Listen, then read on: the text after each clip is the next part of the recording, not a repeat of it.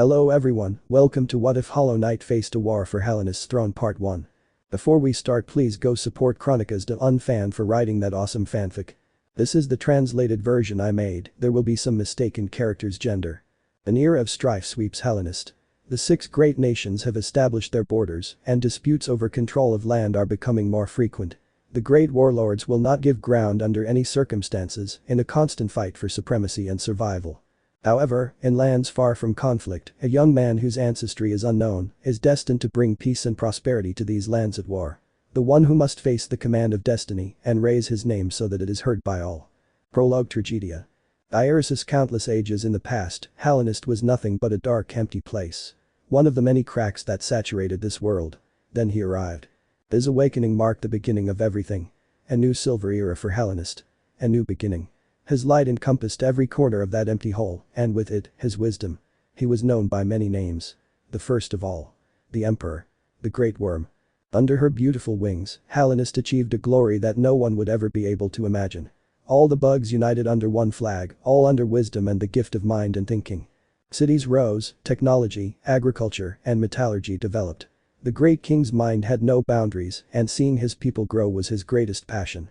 Passion that he shared with all those who were willing to listen to him. However, that silver age was not eternal. Still eager to bring much more light to this kingdom, the worm fell victim to a serious illness. An unknown disease, which no doctor in Hallownest was capable of curing.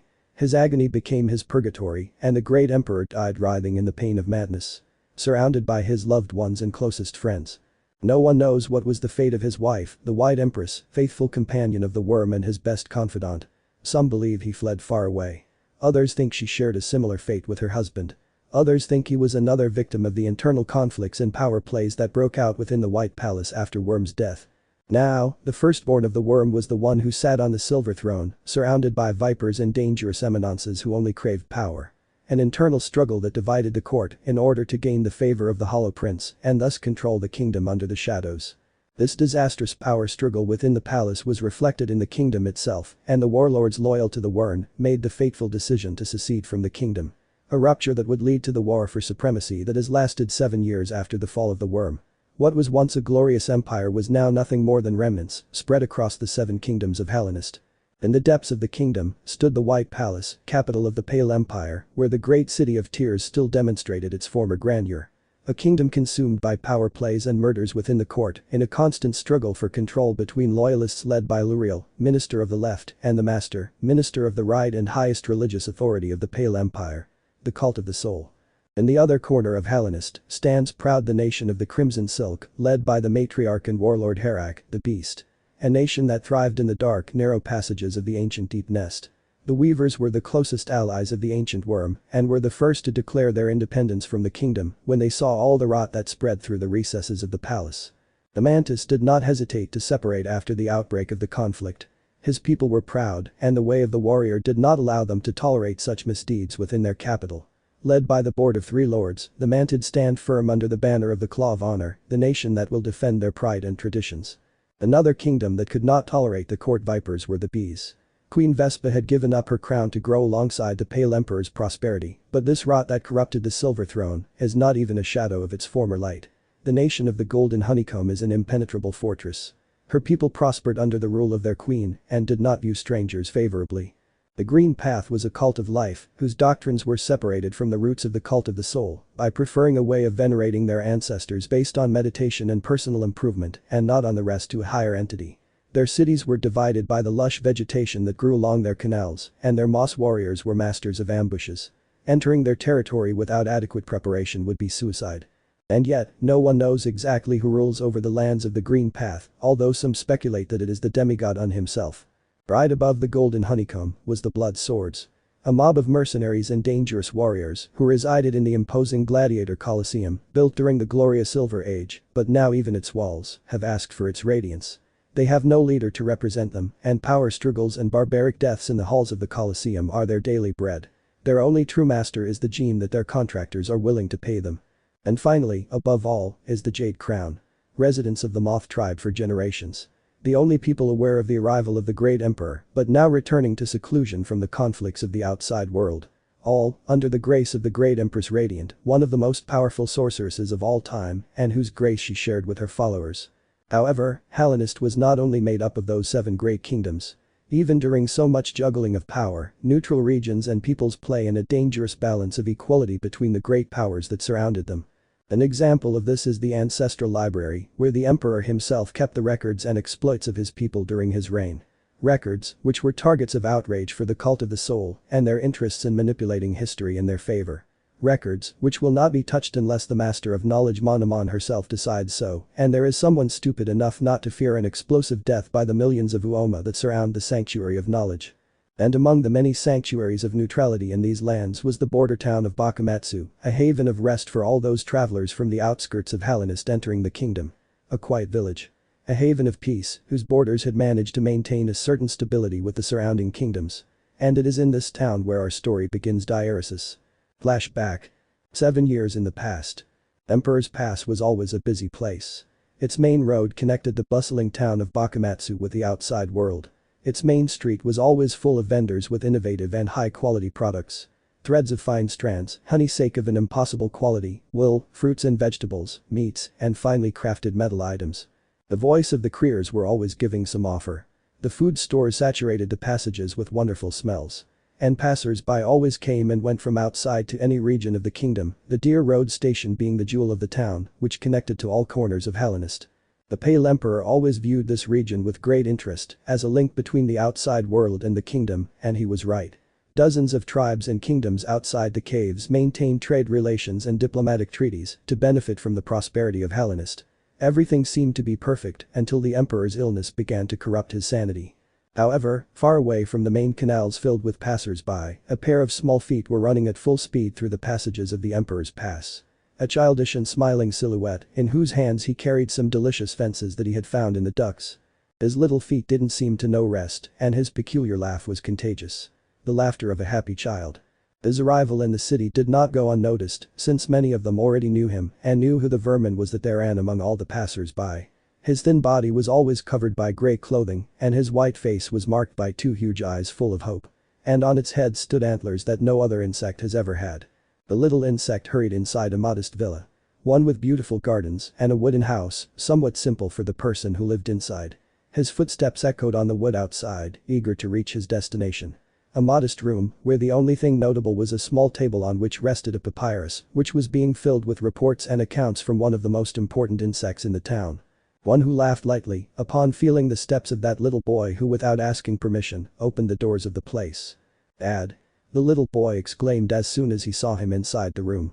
"Ah, but what brings my little one to break into my work? Look. I found these fences near the edge of the kingdom.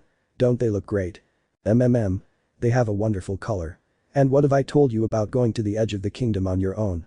"I'm sorry," he said, lowering his head. "It's very small. Look at you, you are already quite a gentleman.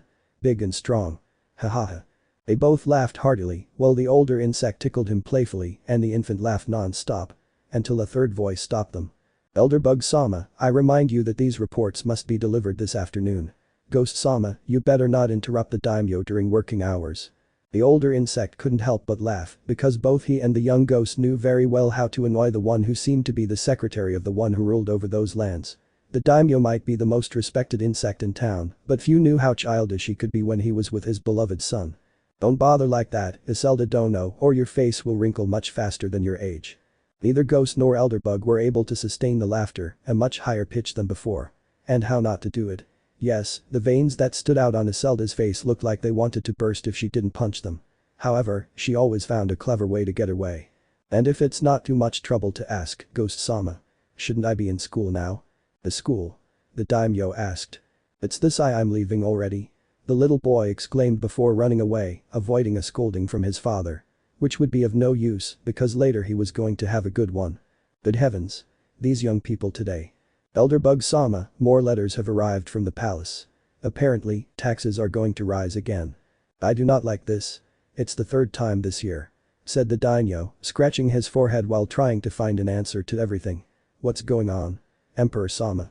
However, oblivious to all the problems that were tearing this kingdom apart, the young ghost ran at a hurried pace to his sanctuary of wisdom. The town school, where he had surely already missed the first section of teachings. When he arrived, he stayed as discreet as possible, hiding behind objects so as not to attract suspicion. Luckily for him, it seemed that the rest of the children were at recess, so he had arrived at the right time. And coincidentally, he had spotted his next victim. The poor creature did not know who was approaching behind her because she was very concentrated reading a story from some papyri that she liked so much. He hummed a song happily, while the children playing around him seemed to pay no attention. Then Ghost attacked with an unsuspecting poke on his ribs, causing him to involuntarily cry out in fright. "Surprise," said the unscrupulous brat. "Osama, please. Don't scare me like that. Oh come on, Bretta-chan. Don't treat me so politely here at school." But he said while he was a little embarrassed. Luckily, a third voice came to the rescue. "Thanks getting into trouble so early. Whirl-kun. It's nice to see you too, friend. You know you're in trouble, right?" "Ah, come on. The teacher won't notice that I'm late." "You're sure?" The question seemed a little strange, especially since his friend Quirrell was looking over his head. As if he were focusing on something or someone else. Ghost turned around and was scared when he saw who was behind him. "WHWH Cornifer Sensei. Thanks, Ghost-sama. I see you missed your first section of class this morning. How awful. How awful. What will the great daimyo weigh in this regard?" Poor Ghost could do nothing but hang his head, but Cornifer was a righteous teacher and not leave Ghost sitting on the floor for the entire afternoon section.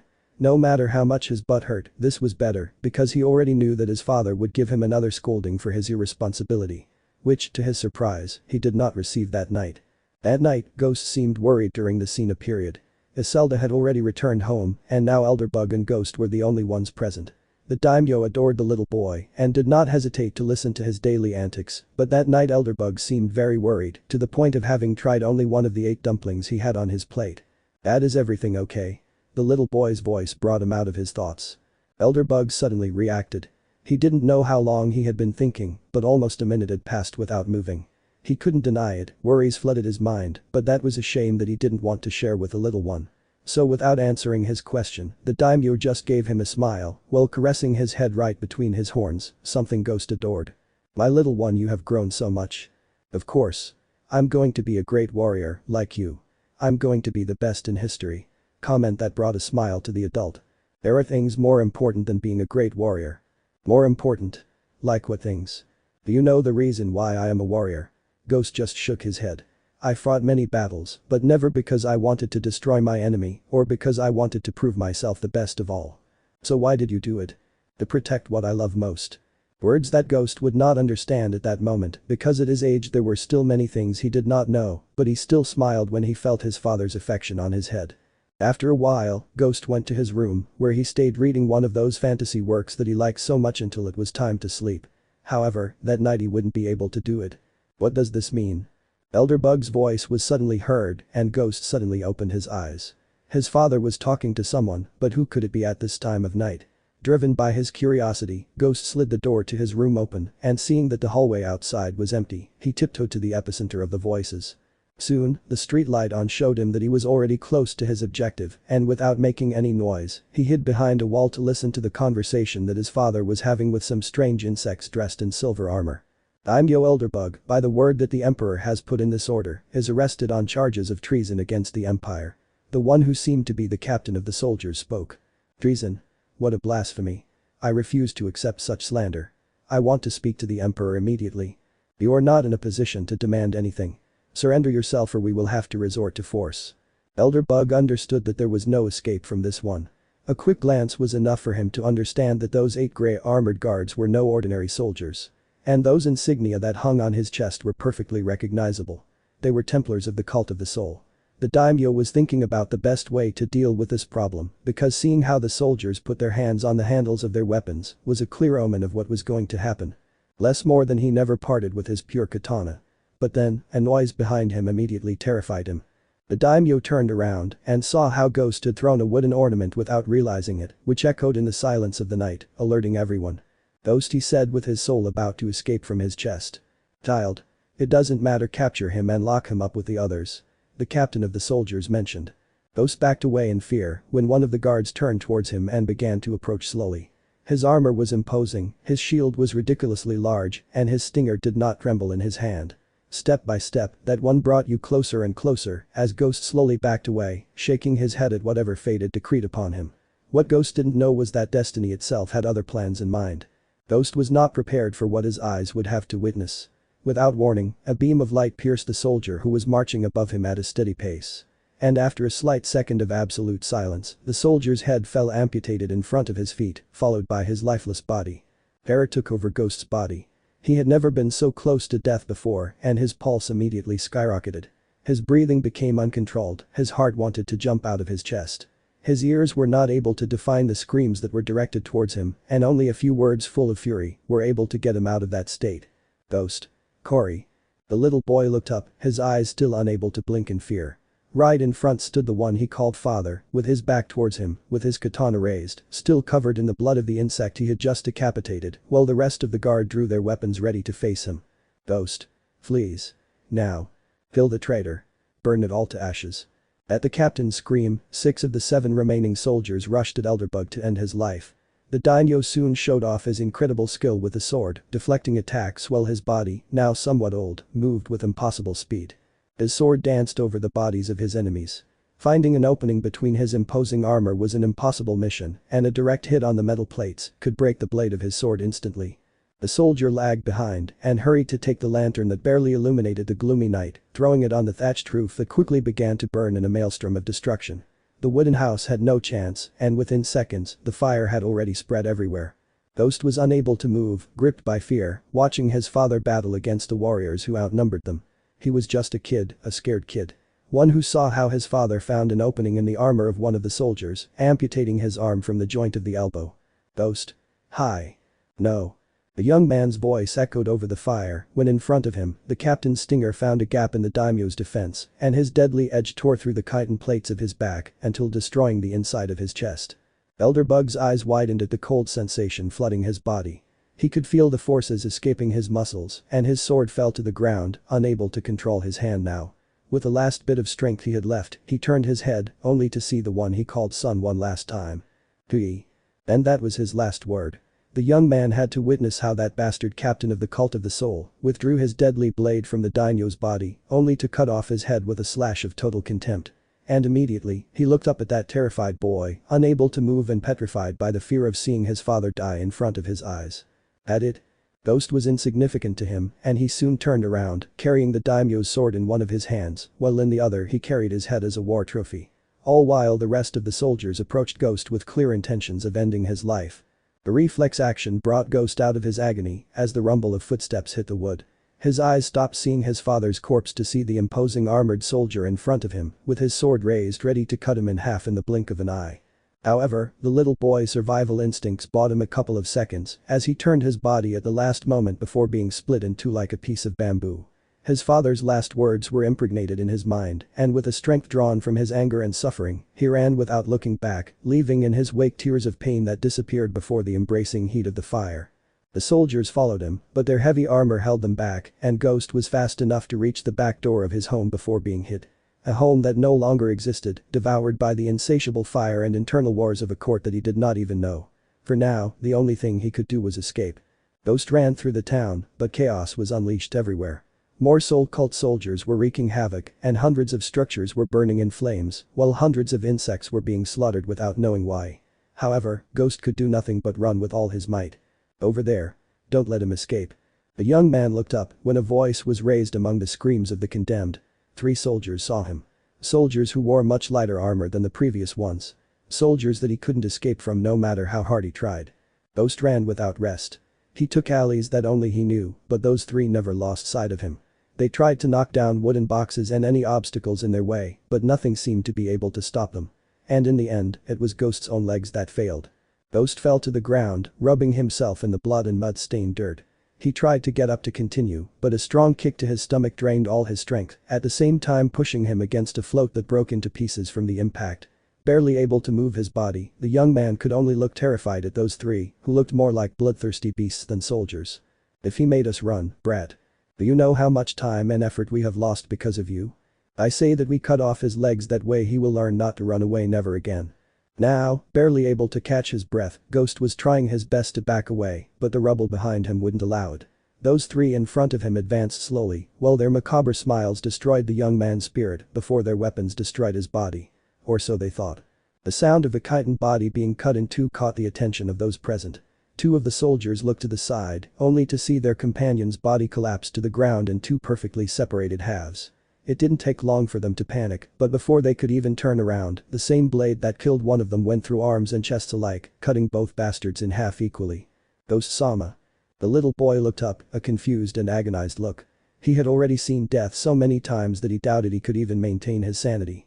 At least a familiar face gave him some hope. Isolata owner. Those Sama. Alright. Where is the daimyo? The young man could not answer that question. His eyes filled with tears as his teeth clenched tightly inside his jaw. The only gesture that Iselda needed to know what had happened. Iselda. Cornifer's voice quickly caught his attention as he approached. More is on the way.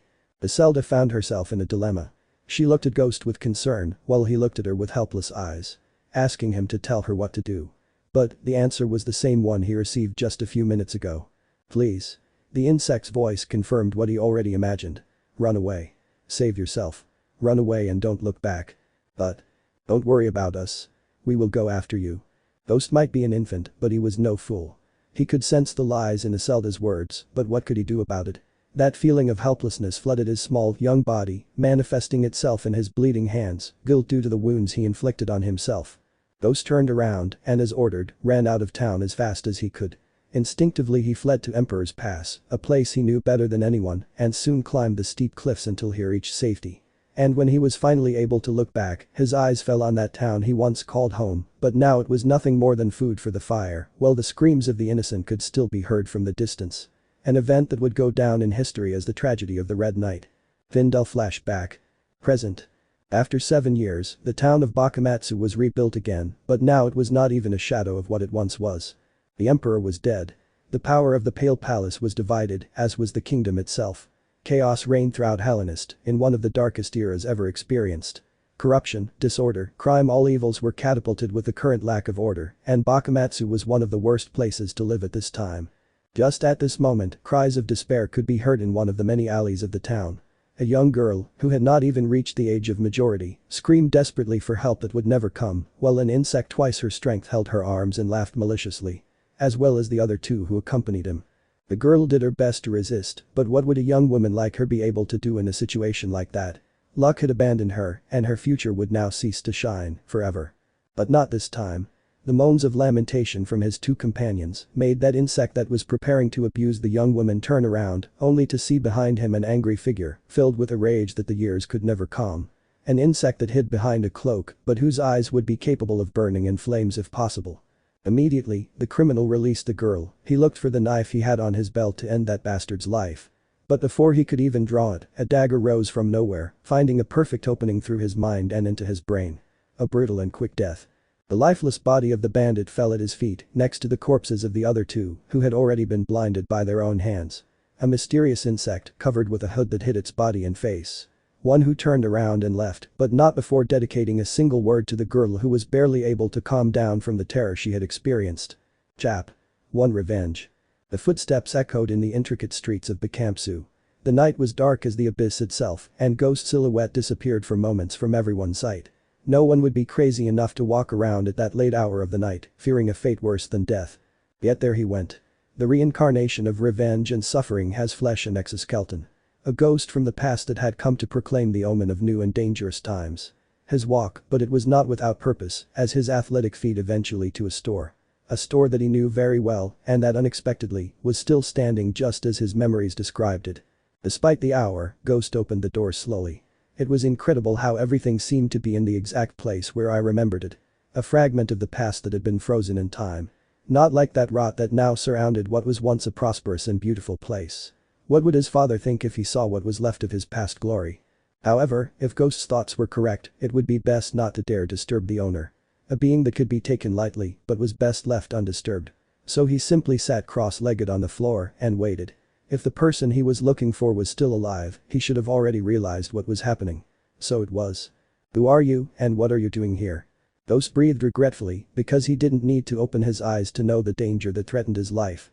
His eyes opened slowly, and he saw a few centimeters from his face, the edge of a large katana, which reflected the little moonlight that entered the interior. And behind such a powerful and monstrous weapon, the one he was looking for. The prince awed. A distrustful face as only he could be. small, but whose past spoke of campaigns and conquests that no one would be able to imagine. One who held that large katana as if it were a thin bamboo stalk and who knew how to wield it like no one else in these lands would be able to. And only then, Ghost removed his hood, allowing the shopkeeper to see his face. It's been a while, Sly Dono. The fly's eyes widened when it realized who it was. It took a few seconds, but that face, although long and thin, still had the mark of that little brat who bothered him from time to time. Although the biggest difference was that all that joy had disappeared from his slanted eyes. Ghost-sama. He murmured, the only thing he could do with his astonishment as he moved the katana away from his former lord's face. He's alive. It seems. As we thought that you had died, we never heard from you. A lot has happened, Sly Dono. But unfortunately, I don't have time to explain. There is someone I'm looking for and I need information. Ghost wasted no time and pulled out from under his cloak a small bag with gen, enough to acquire the information he needed. After all, Sly was a business bug and currency was his biggest weakness. Although not even Ghost himself expected a different response from the merchant. Save that, Ghost Dono. I owe your father too much to accept such a trade. Please accept my sincere help this time and my apologies. There is nothing to apologize. He said while putting Jen's bag away. What happened 7 years ago, no one would have been able to prevent it. I'll take your offer though. I'm looking for someone. A captain. You shouldn't say more. I know very well who you are looking for. And I must say, what you plan to do is crazy. Experience is not a simple tool. It's wisdom, and someone like Sly brimmed with it. You didn't have to be very smart to know who Ghost was looking for. Nor to know what he had in mind. The insect you are looking for is called Nakabura. Captain of the Guard of the Holy Faith and venerated of the Cult of the Soul. He lives in an ostentatious villa in the City of Tears, in the noble part of the city. Getting to him is suicide. And do what you have in mind, a death sentence. The merchant's words were hard as steel, but Ghost's will seemed to be immune to all types of threats. His eyes did not tremble at the possibility of death and his cold gaze rested on the fly without hesitation. A look that made Sly understand immediately that he wouldn't be able to change his mind under any circumstances. I appreciate your help, Sly Dono. But I have a path to follow. Ghost stood up and turned around. He already had everything he needed to continue on his way and he did not hesitate to open the door to leave, but the fly still had something to say to him. And what is there after that path, Ghost-sama? The prince stopped for a moment. The door frame on which his hand rested reflected the moonlight, as did his silver face that was soon covered with his dark cloak. Like a night specter. An entity of the night. A ghost. Empty. It was the only word he said before disappearing like the wind, leaving a feeling of loneliness in the room in which he found himself. Sly was now looking outside at the empty midnight street. His small steps led him towards the exit where he looked everywhere but saw nothing but shadows and silence. Only the light of the moon that was barely able to enter the cavern. And after a long sigh, he returned inside his home until the next day. When the sun rose again, all of Hallownest came to life. The borders between the kingdoms never stopped their constant vigil, knowing that an enemy attack could appear at any moment. In the City of Tears, the morning heralded the hustle and bustle and the restart of the economy. Stalls and shops opened their doors early. The smells of food saturated the atmosphere, as well as the shouts of government preachers and spokespersons. A city full of life and insects that seemed to be happy, not like the rotten streets of Bakumatsu. Or at least that's what the main routes appeared to be, because if one dared to go to the poorest and most marginal neighborhoods, one would find a panorama not very different from that of Bakumatsu. The lack of laws made its rotten streets a perfect place for the proliferation of the black market, the sale of substances, smuggling and many other businesses that exposed the true cruelty of a corrupt society. Wandering vagabonds, like souls lost in purgatory. Fainting bodies in corners or garbage cans, rickety after days without eating food. Some, even already exuding an unpleasant smell of decomposition after several days of having become corpses that no one cared about. Regardless of species, gender, or age. However, the contrast between such a landfill and the noble area was enormous. There, where the upper echelons rejoiced over their riches and goods, the living conditions far exceeded those necessary for a living being to have a comfortable life. It was not uncommon to see huge villas that looked like palaces. Cobblestone streets clean like freshly polished rock. Insects of a higher social status, walking without any concern through the avenues, certain that the products they had at their disposal were of the highest quality, and that the local police guards would be willing to protect them at all costs. A life without fear, without pain. Even so, the cycle of the day is not interested in any of that, and the night comes in the same way for everyone, although in the wealthy and noble neighborhoods, the lanterns defy the darkness of the streets and doorways. Something that does not happen in the slums of the city.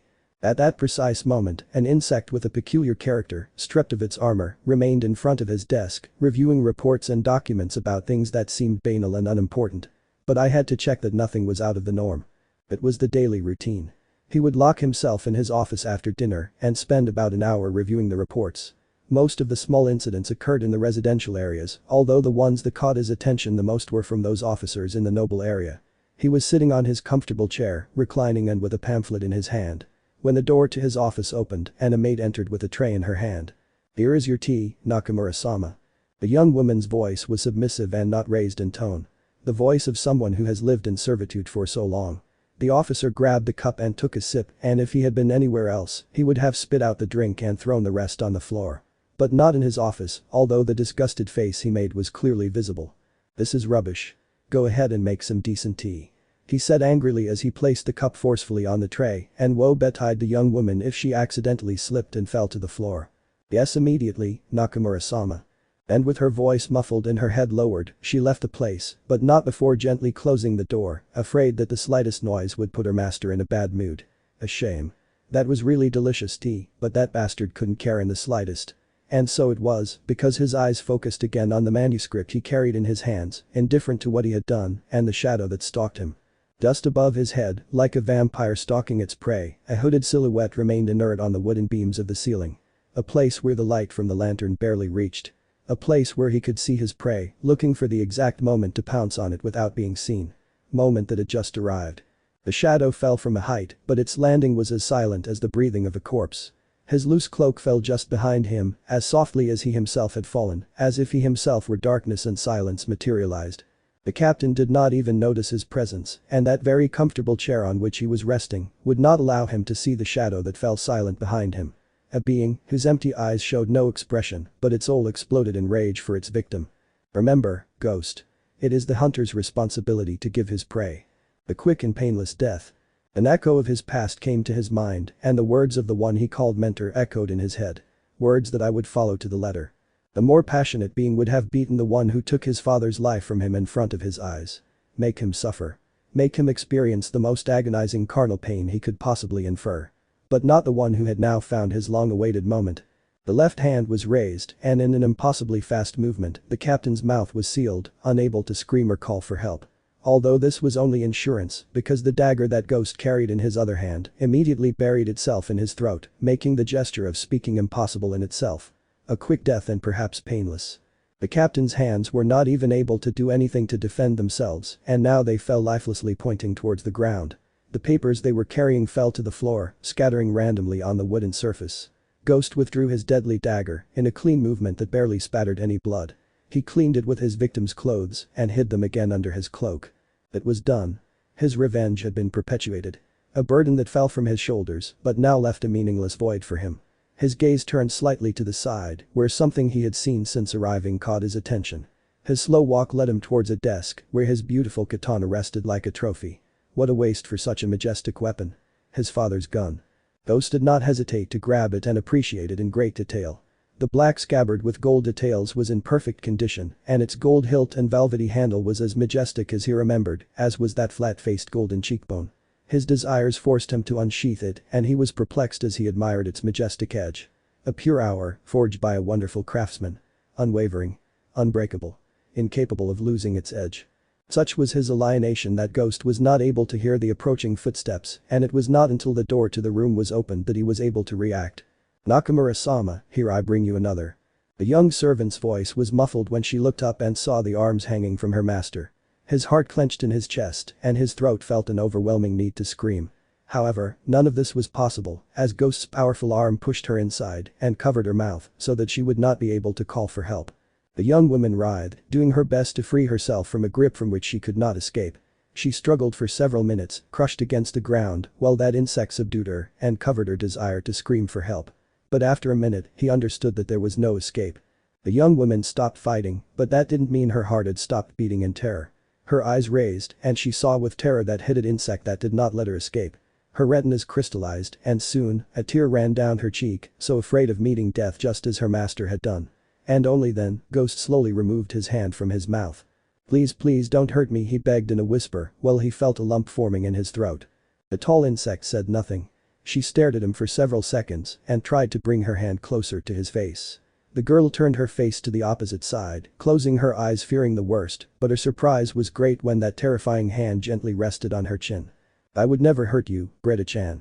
The young woman's eyes opened suddenly, hearing the voice of him who little by little let her free, at the same time that he helped her lift her chest from the floor. That voice permeated his chest, like a memory from the past. A somewhat diffuse memory, but highly full of life. Now, the mysterious subject was in front of her, but unlike the female, his face was covered by the hood. A hood that she herself felt the need to remove, although her fears still prevented it completely. Until finally he did, making his eyes crystallize with tears when he saw who it was. Those same. Hearing her friend's voice after so many years filled some of that enormous void that revenge had left inside her chest. Ghost smiled for the first time in many years and felt the need to hug her friend in an act of weakness. She felt so fragile at that moment that she allowed herself the luxury of crying, even when she had already thought she had forgotten how to do so. "We thought that he had died. Where had he been all this time?" The young woman asked, still doubtful if what she had in front of her eyes was an illusion or a real image. "Many things have happened, things that led me to this moment," he said while showing his father's katana. "Ghost-sama. But now is not the time to explain. We must get out of here as soon as possible." But I. Greta. Hearing her name made the young woman stop talking. "I'm sorry. But when they discover what happened here, your life will be in danger. Even if you prove your innocence, you know that something bad is going to happen. Please come with me." The young woman hesitated a little. So many years of servitude were now going down the drain. I could blame Ghost for this. She could blame him for what he did and because surely her life was ruined now. But none of that would save her from the fury of the soul cult, and she knew it. For now, she would appease her regrets, swallow her sorrows, and follow Ghost wherever fate took her. If I wanted to live, I had to do it. Ghost was like a shadow, and even with Greta at his back, he managed to sneak through the hallways without anyone seeing or hearing him. He was a ghost in the night, and escaping the village undetected was not impossible. Even on the streets, Ghost managed to find the dark areas between the streetlights, passing by the night guards, as if he had never been there. And once they were out of the noble zone, they already had the luxury of breathing easily. "We must go to my house," the girl mentioned. "Greta, I'm sorry I didn't know you worked there, please." Lose Greta's finger on her mouth stopped her words. "I don't want your regrets. What you have done cannot be changed. If you want an apology from me, you'll have to tell me everything you've done these 7 years. I will do that. I promise." Ghost himself had forgotten his friend's strong character. A character that seemed to have not changed much in all this time, which made him smile with nostalgia. This time, it was Greta who took the lead, heading towards the nearest tier station, where they took a shuttle to the suburbs of the city.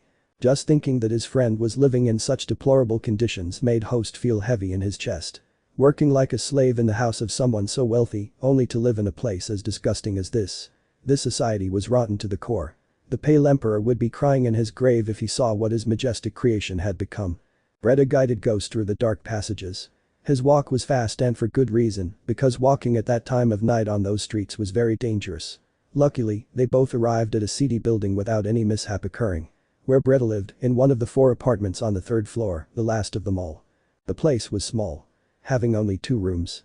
One that served as a living room and another as a bedroom. There were no kitchens or bathrooms, since at this time, residents had to meet their needs in public places. Although they could always store some foods in ceramic jars or bamboo boxes. "Wait here. I'm going to change my clothes," he told Ghost when they were both inside, to which he nodded his head. Once Greta retired to her room, Ghost stared at the simplicity of the place, the only thing notable being a small table with some papyri and some ink. Ghost walked over and started reading them. It was a fantasy story, a romance apparently.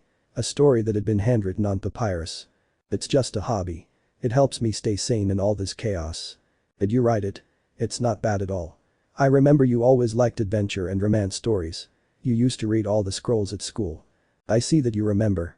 Although I ask you to be careful. Papyrus and ink are not easy to obtain. And not cheap either." Ghost placed the writing very carefully on the table, making sure that nothing bad happened. At the same time, he sat on the floor in front of Greta when she offered to accompany her. Of course, she didn't have much to offer him other than some water and some stale bread, but Ghost politely declined. "Ghost-sama. What happened? Where was he all this time?" "Do not call me that way. That is a title I do not deserve. I hope you are comfortable. This will be a pretty long story. Chap. 2 scars from the past. Near Ghost. Turning my back on everything I loved was difficult. My heart was breaking in my chest, containing my desire to return to do something. But for what reason? I was nothing a brat, a deluded person who believed that everything in this life was happiness. A stupid ignoramus. If I returned, everything my father, Iselda, and Cornifer had done would have been in vain. Still, that wasn't the reason I didn't come back. I didn't come back because I was terrified. Because he was a coward. I didn't have the courage to do it.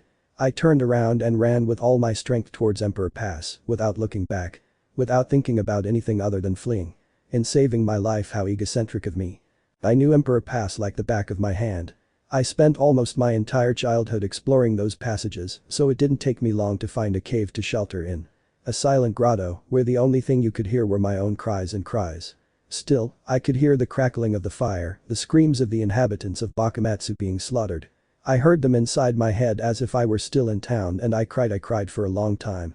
Eventually, exhaustion and dehydration got the better of me, and I woke up as a beam of light radiated into the crevice I was in. An arid place, covered in grey rocks devoid of life. I lacked the will to get up and preferred to stay curled up on the clothes I had. The only thing I had left of what I once called home. I would have preferred to stay there just waiting for it all to end. That I would wake up from that horrendous nightmare and return home with Dad. But that never happened, and the growling of my stomach was the only thing that brought me out of my most desperate desires. Emperor's Pass is a dry and lifeless place. He had gone through it from beginning to end, and all these years he had not found anything interesting. The only thing that was really valuable was the stone quarry, Bakumatsu's livelihood and main source of income. He figured he might find something to eat there, but I immediately knew that wasn't a good idea.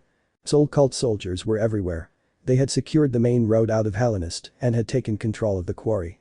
I knew immediately that continuing down that path would not be a good idea, just as I assumed that what was left of Bakumatsu would have a similar fate. However, there was something that none of those bastards knew. Something that I do. A hidden passage which connected the Emperor's Pass with the Green Paths, a place that he did not know at all, but that he had gone to explore on a couple of occasions. Something I never told anyone in town. However, he knew that there he would have a better chance of surviving. The routes I had to take to get there were dangerous. Paths over steep cliffs where a single false step would guarantee certain death. Steep jumps over cliffs and sharp ledges that cut my hands, even though I knew no one would be waiting for me at home to cure them. Still, I made it to the green trail in one piece. That place was beautiful, simply put. The bright green contrasted too much with the dull gray of the Emperado Pass. The vegetation was abundant, perhaps too much for my taste, but what was necessary. Balas bushes were not uncommon, and I was able to survive for a while on what Mother Earth made available to me. And so I was for a long time trying to figure out what I should do with my life. I soon realized that I had not only lost my home, my father, the critters I loved and cherished. That day I lost a lot more. I lost my purpose. I lost the meaning of my life. He was just an empty infant, wandering between the Emperor's Pass and the Green Paths. Without purpose. No goals. Just someone who lived day to day, without motivation, a hollow vessel. 2 months or a little more had passed since the tragedy, and it did not take long for the changes to become present. I didn't know what was happening in the kingdom, but I knew that something was not right. He had seen the Mosers before and had heard them talk about their cult of life and rumors about the atrocities that the cult of soul was perpetuating in a place they called the City of Tears. I didn't quite understand what they were saying, but I knew it couldn't be anything good. But then, the piece of the green path little by little began to crack. It was increasingly common to see mossy bears carrying armor, spears, and shields.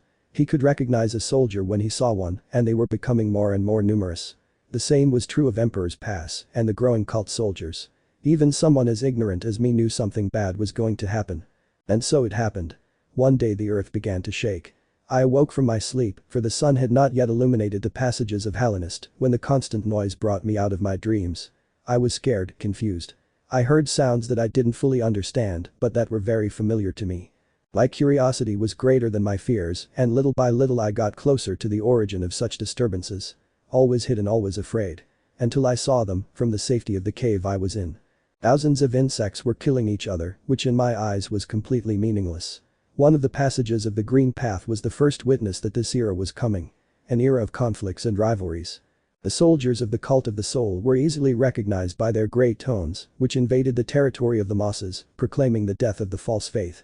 As if theirs were the noblest. However, the Mosers gave no quarter.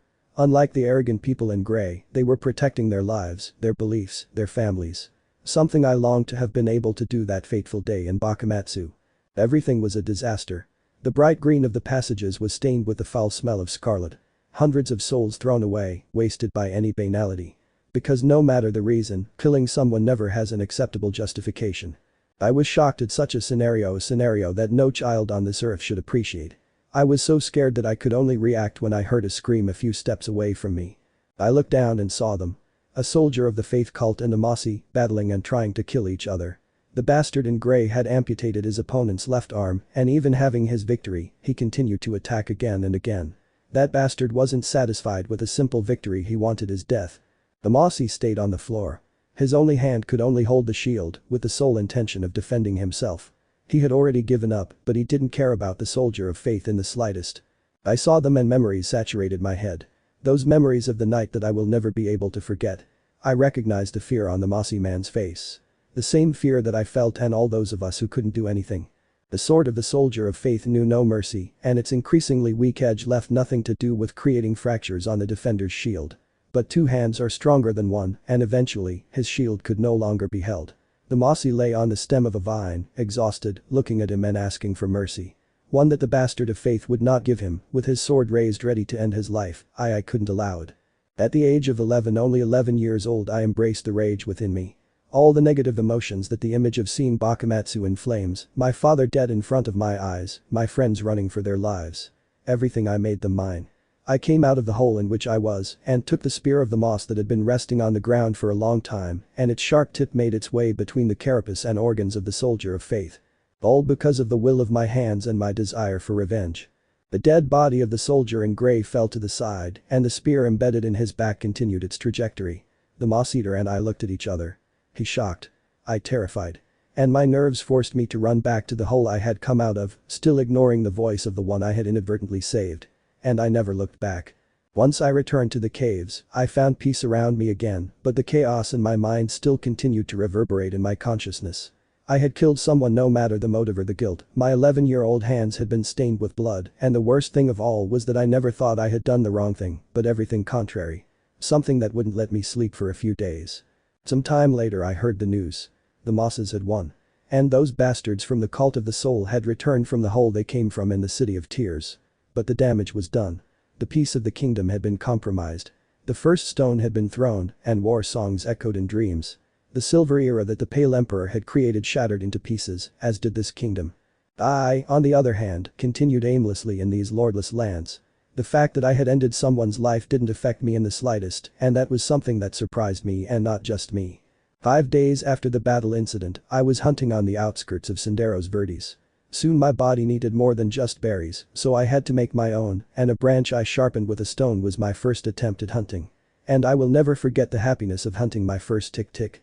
However, that day, I was the prey. The colossal being came out of nowhere. He was one with the vegetation, and his body had conceived it that way. Huge, powerful, deadly. One that jumped on top of me, like the absolute hunter he was.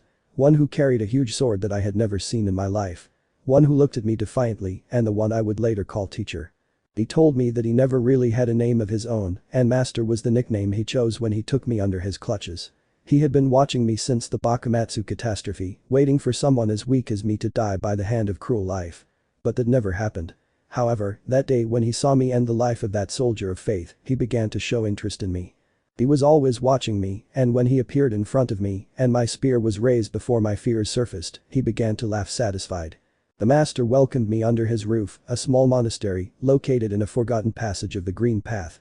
There I became his pupil, and it was there that I became what I am. The teacher taught me to accept my pain and turn it into the most lethal of my weapons. Daggers are nothing more than an extension of our bodies, but the real weapon is the intention to end someone else's life. Diaresis, you will not kill if that product of your fury does not deserve it. You will not steal that which someone else has earned with sweat and effort. You will not lie unless your counterpart doesn't deserve the truth. You will not covet anything that is not truly fair. Your blade will be an act of mercy, and your action, a consequence of justice. The hunter does not make his prey suffer, and every soul deserves a clean end. I am the will of justice made flesh, and I will be arrogant enough to accept it, Diaresis. Those were his words, and that's how I grew up. A creed that became part of my being and my will. And I do not refuse to fall into the arrogance of believing in what I truly consider correct. Eye for an eye. Tooth by tooth. One life in exchange for another. The teacher was not a pious mentor. My body collapsed so many times that sometimes I thought that being alive was not a gift but a punishment. For 7 long years I trained hard. Without a rest. I learned every combat style the teacher was willing to teach me. I studied every book the teacher was willing to offer me. My body grew strong, my mind developed correctly. But my soul could never be healed. A week ago I turned 18. A week ago I stopped being that scared child and I became the hunter that the teacher had forged in me. A week ago, I began my journey in search of the justice I longed for as much as I longed for revenge. Now, the one who desecrated my father's body by cutting off his head suffered the same fate. Now, in my hands they carry my father's sword, his legacy. This beautiful jet leaf, which I am not worthy to carry. This black velvet that my fingers are not worthy of holding. This legacy I am not worthy to carry. And I'm just wondering. What should I do now? 0. Ghost's story concluded and an overwhelming density fell regretfully upon the environment. Ghost remained thoughtful, silent. With his gaze resting sadly on the beautiful katana that his hands now carried and its peculiar sheath with scarlet patterns like burning lava. Bretta looked at him, unsure of what to say. This wasn't the Ghost I remembered. This was not that happy child who so enjoyed teasing others but who always did it as a joke. That boy who always got into trouble but who did not hesitate to give you a hand if you were in trouble. The one who on so many occasions had brightened his saddest days with his witty comments. The one who always wore a bright smile. That child had died. And what happened to you? How have these years been? The man asked, breaking her out of her thoughts. There's not much I can say. The soul cult soldiers took us as prisoners. To me and to everyone I knew. All children and defenseless. Their parents? Ghost asked fearfully, but Bretta's downcast face and eyes trying to stay strong was all the answer he needed. I'm sorry. In the city of tears they treated us like slaves and many still are. At least those who have survived. He never saw Quirrell again when a beetle of fine clothes bought him from the slaver. And I had served Captain Nakamura ever since. That's been my life in chains ever since. Once again, silence took over the place, leaving both of them with an agonizing moment of pain. Bretta seemed to stand firm, as if these 7 years of suffering had forged in her a tough and unbreakable character. Ghost, on the other hand, remained with his gaze lowered, unable to see her face. And so it was, until a tear fell from her eyes to the wooden floor. Bretta's eyes widened as she watched Ghost settle in front of her, only to settle into a kneeling pose of complete submission. The Ghost pressed his forehead to the ground, with his hands just below, begging for forgiveness from Bretta, who was not even able to react. Forgive me. His words were barely able to come out of his mouth because of the lament. Forgive me for everything. For not having been strong enough. Forgive me for having been a coward. Forgive me for all the pain my incompetence has caused you. Ghost Sama, you have nothing to apologize for. Don't call me that.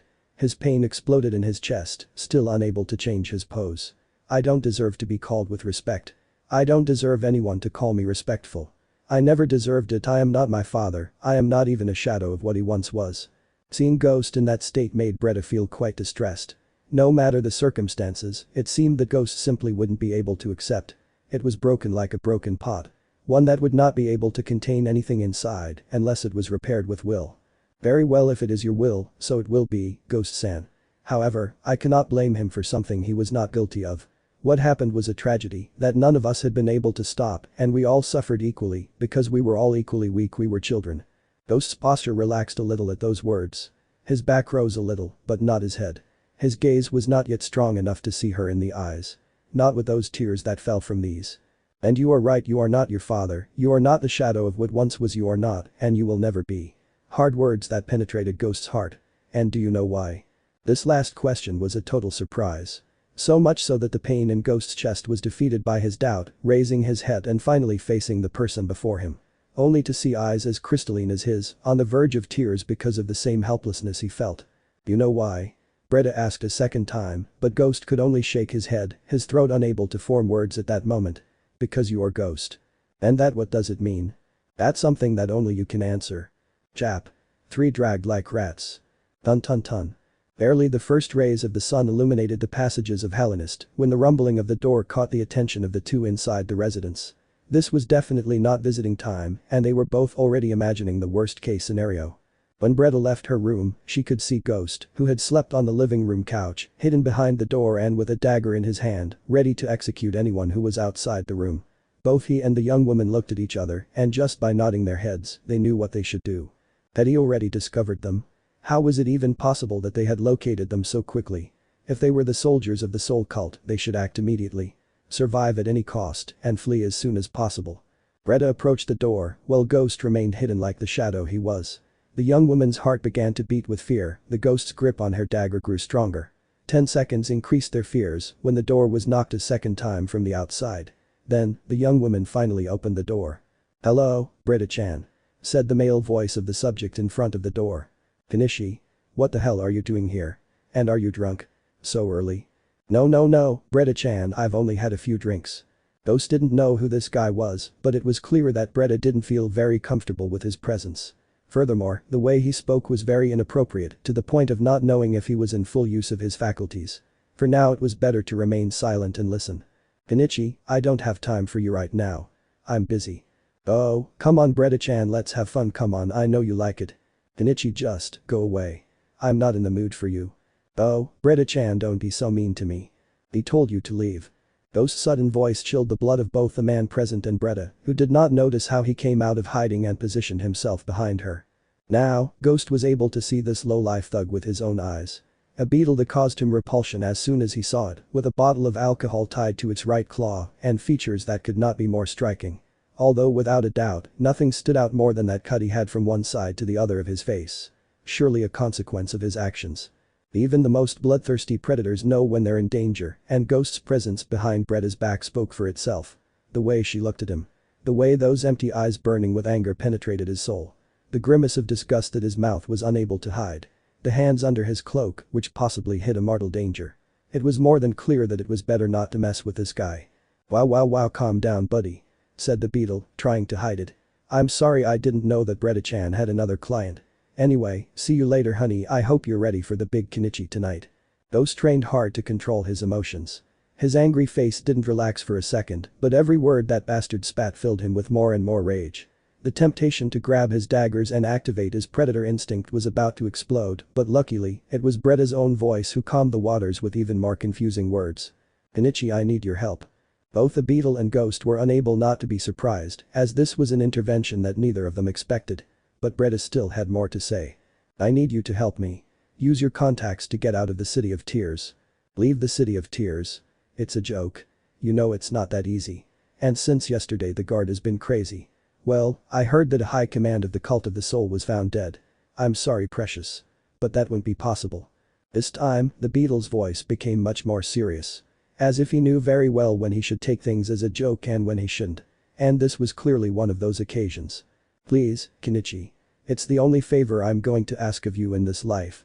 Despite his words, Britta's face seemed to show no doubt.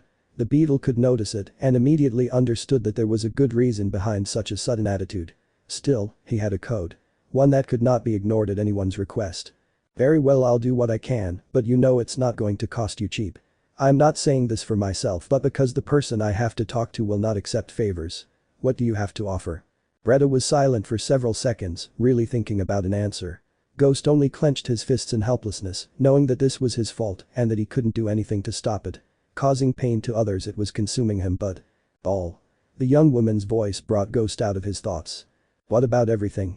the beetle asked doubtfully. "All. Everything I have here. My house. My belongings. Everything, is that enough for you?" Britta-san, you shouldn't have. Ghost tried to reason with her, but the gestures and the look she gave him openly told her to stay out of it. The beetle could only view the situation with intrigue. Asking more and more complex questions. However, Britta's face did not seem to lie in her words, and in a way, she had some appreciation for him. In the end, he could only sigh with regret at his own decision. "Very good. Be ready. I'll come pick you up in an hour. And don't bring anything unnecessary." And just like that, the beetle was gone. Ghost didn't trust him at all. In fact, if it were up to him, he would go after him and watch over him like the shadow he was. He might as well warn the cult soldiers and betray them. But for some reason, Britta seemed to trust him. Britta turned around as soon as she closed the door of her hut and began to pack everything she thought was necessary for the trip. "I didn't know what would happen from now on, but the best thing would be to be as ready as possible." Ghost, on the other hand, stood in front of the door with a fearful expression. Terrified of an idea that formed in his mind after this awkward conversation. Another client. The energy with which Britta gathered her things suddenly disappeared. His body felt heavy, helpless. His hand stopped on the shelf, grabbing a can of preserves that he would put inside his backpack. His face seemed to be lost in nothingness, while his mind was lost in his bitter thoughts. Ghost turned around slowly, and seeing her in that fragile state was all the response he needed to accept reality. "It's been a difficult time, Ghost. We survive as best we can and sometimes we have to do things we don't want to do in order to get some food for the night." The young woman's words were like burning lava on his head. Ghost had turned 18 just a few weeks ago. They were both contemporaries, and if he remembered correctly, Bretta's birthday was 3 months after his. The amount of conclusions he drew at that moment was enough for his bitter heart to receive another dose of harsh reality. It was too much. "It wasn't your fault, Ghost Kun." He tried to ease his mind, able to imagine his pain, but that did not prevent a tear from falling down his white face from his sockets to the tip of his chin. All while he was unable to look up to see her in the eyes. How could he even do it? He knew the answer, and it was simply a denial of reality. What done is done. And the past is something we cannot change or forget. But if we can try to change the future even if it's just a little, come. Help me put everything inside the backpack. And now strength. We have a very long journey ahead of us. Bretta's words managed to calm his battered heart for the moment, but he was still unable to look her in the face out of regret. Still, he set out to help, and in the end they packed enough provisions for the supposed journey that awaited them. And incredibly, at exactly the right time, the little beetle appeared again with good news. They both left Bretta's house, closely following this Kenichi through the fetid and corrupt streets of the worst area of the city. The girl tried to stay calm, but she more than anyone knew how dangerous walking aimlessly through that area could be. Ghost, who was last, looked everywhere, alert, and his hands never loosened their grip on his daggers, ready to attack anyone who got too close. Finally, after a long walk, the three of them arrived at a place even more smelly than any other. One where only the most unfortunate were able to live. Those whose minds were already too broken to stand up or their bodies too cracked to even be able to breathe. The entrance to the royal canals. Where a very emaciated-looking beetle was waiting for them. He will lead them to the outside of the city. Follow it and don't ask too many questions. If you get lost down there you'll probably never be able to find your way back. Thank you very much, Kenichi. The deal is a deal, Bretta-san. Even someone like me has some honor in his words. And I appreciate it. Well. Don't waste time, may luck smile on you wherever you plan to go. Ghost was confused by the face-scarred beetle's attitude. He definitely misjudged it, and as soon as they both made eye contact, they simply nodded before entering the fetid passages once and for all. The royal canals were dark as the void itself. Strange sounds coming from the hundreds of ducts. The only visible light was that of the lantern that this strange guide carried in his hands. A cockroach emaciated by time and life itself, whose amputated leg made it quite difficult for him to walk with his improvised wooden cane. A silent subject, as if he were the very reincarnation of the AIDS boatman himself. One that Bretta and Ghost followed in silence, fearful of the chilling sounds heard everywhere. The journey was eternal. The slow walk of her guide and the fear made young Bretta feel very scared in that place, her best bastion of confidence being the knowledge that Ghost was walking behind her. She had already seen its effectiveness, and that feeling of relative security was what encouraged her to continue. Still unaware that Ghost himself was as fearful as she was, with his hands on his daggers, ready to face anything. But no less scared for that. Seconds turned into minutes. And the minutes in hours. At first, they both did their best not to step into the dirty water under their feet, something that the wandering guide didn't seem to care about in the slightest. But after stepping into the rotten waters a couple of times, his love for cleanliness had gone down the drain. In addition, there were areas in which they had to step into wastewater whether they wanted to or not. Just unpleasant.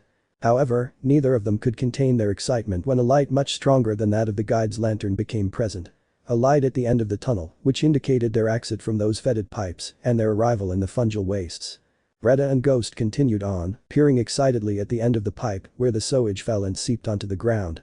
Finally seeing natural light filled them with joy and they couldn't be more desperate to get out of there.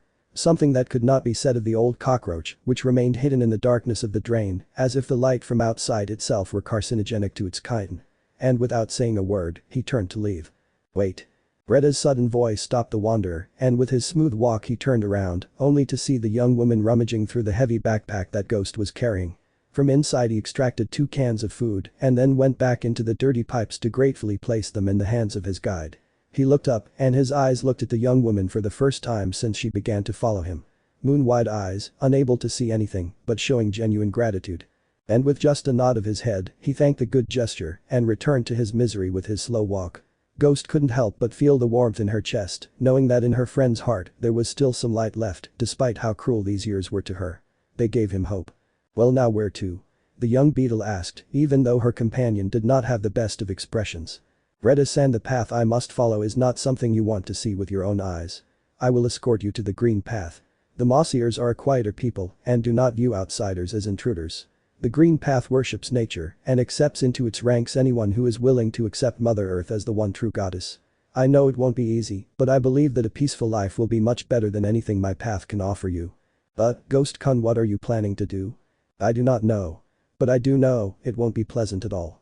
Even if I am unconscious, I have already caused you too many problems, and you had to give up everything you achieved these years because of me. The least I can do is give you the right to live a quiet life. Ghost-kun, don't feel bad for me. What happened wasn't entirely your fault. You are too kind to the one who has taken everything from you. The green path will be a good place for you. A place where you can be happy, that's for sure. Do you think they accept me so easily? I know someone who can help you. With their help, you will be able to enter the kingdom without much trouble. And what about you? What will you do now? I am still not sure. I must meditate on this. Find an answer that governs my destiny. I am lost right now. The young woman couldn't do much to help him. What could I say to him anyway? He had already tried so many times to convince them otherwise, but Ghost's mind seemed to be covered by a self-imposed barrier of suffering. Ghost was convinced that her misfortune was his fault and seemed willing to help her for any reason. The only thing Breda could do was look down with regret and thank him for the help. Even with their feet covered in grime, the pair entered the intricate landscape of the fungal wastes. A dangerous zone, in the center of which stood the Mantis Empire, the Claws of Honor. Formidable warriors, born and bred for battle from ridiculously early ages. The bravest among all. The most honorable among all, according to their own doctrines. Doctrines that made them suffer from an ego like no other and a harmful pride. For both of them, the highest priority would be to go unnoticed outside the area. Using the vegetation as a shield and avoiding any unnecessary confrontation. They only had to cross the area and they would already be in the peripheral areas. No man's land, in constant disputes between mantises and mosses. An area that, although dangerous, was already a first step towards reaching its destination. However, such a journey would not be so simple. Wait. Ghost suddenly commented while hiding in the vegetation, listening with his eyes closed. What happened? I hear screams, weapons clashing, it smells like iron, there is no doubt there is a battle ahead. Breda shuddered just thinking about it, but now that she was paying attention, she could feel the earth rumble beneath her feet. There was no doubt Ghost had much more developed senses and was able to detect the conflict long before her. What are we going to do? The scared young woman asked. We must move forward. There is no other way. We must be careful and not attract attention. We don't want to be involved in something that doesn't concern us. Follow me and don't make any noise. Breda gulped at the thought. She had only heard about the war from Nakamura's stories, but she had never seen herself being so close to one. She was so scared that she decided to follow Ghost without saying a word. The closer they got, the more noticeable the conflict in the surrounding area became. Breda was already able to hear the screams and the clashing weapons, even though the undergrowth did not allow her to determine their origin. He was scared, looking down at the ground to try not to step on anything that would give away his position, when he suddenly collided with the backpack Ghost was carrying. Ghost-kun, what's wrong? She asked fearfully, but her companion's gesture for her to remain silent was more than enough.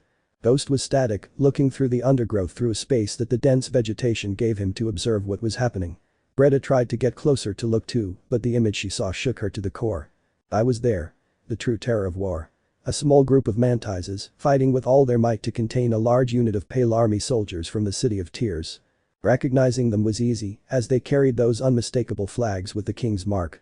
Before, a symbol of greatness. Now, not even a memory of his past. Their ranks were made up exclusively of beetles, since the xenophobia that prevailed in the high command of the army was no mystery to anyone. There weren't many mantises, but they were impressive warriors. Their banners of the Claws of Honor stood out above the few remaining troops, who did everything possible to keep the enemies at bay. As if his will were to protect something at the center of his formation. They were surrounded, and there was no way they could escape. However, it was not the pale armor or their strict formations that gave the Pale Army soldiers their incredible power. It was something much more deadly and powerful. Something that no warrior with sword and shield was capable of defeating. Something that would make a sound so terrifying, it would be etched in Breda's mind like a horrible nightmare. Fire. The shout of a Pale Army officer could be heard in the distance, and dozens of explosions could be heard in unison. The mantises in front fell dejected, unable to do anything to avoid their tragic fate. The Pale Army displayed the most powerful weapon of all Hallownest's army. The firearms. Metal bars that spit lead, smoke and death. Only they had the resources of the crystal summits to manufacture them, and for this reason, it was the most powerful kingdom of all. Being his true enemy, the internal conflicts within the court. The Mantids did not possess such technology, and their numbers were reduced considerably after each volley. Reflexes and ancient techniques were of no use against simple recruits, capable of piercing their armor with just one shot. They were doomed. Ghost. What are you going to do? Greta asked fearfully when she saw the enormous being stand up and drop the backpack behind her. He didn't like Ghost's look at all, and his fury could well come out of his eyes. There was no doubt. Ghost was stuck in the past, and the scene of the silver soldiers rampaging through his village replayed in his mind. A memory that made him clench his teeth to the point of grinding under the pressure. And with a guttural and angry voice, he only said one word. Wait. Chap. For the ghost of Bakamatsu. Withdrawal. Withdrawal.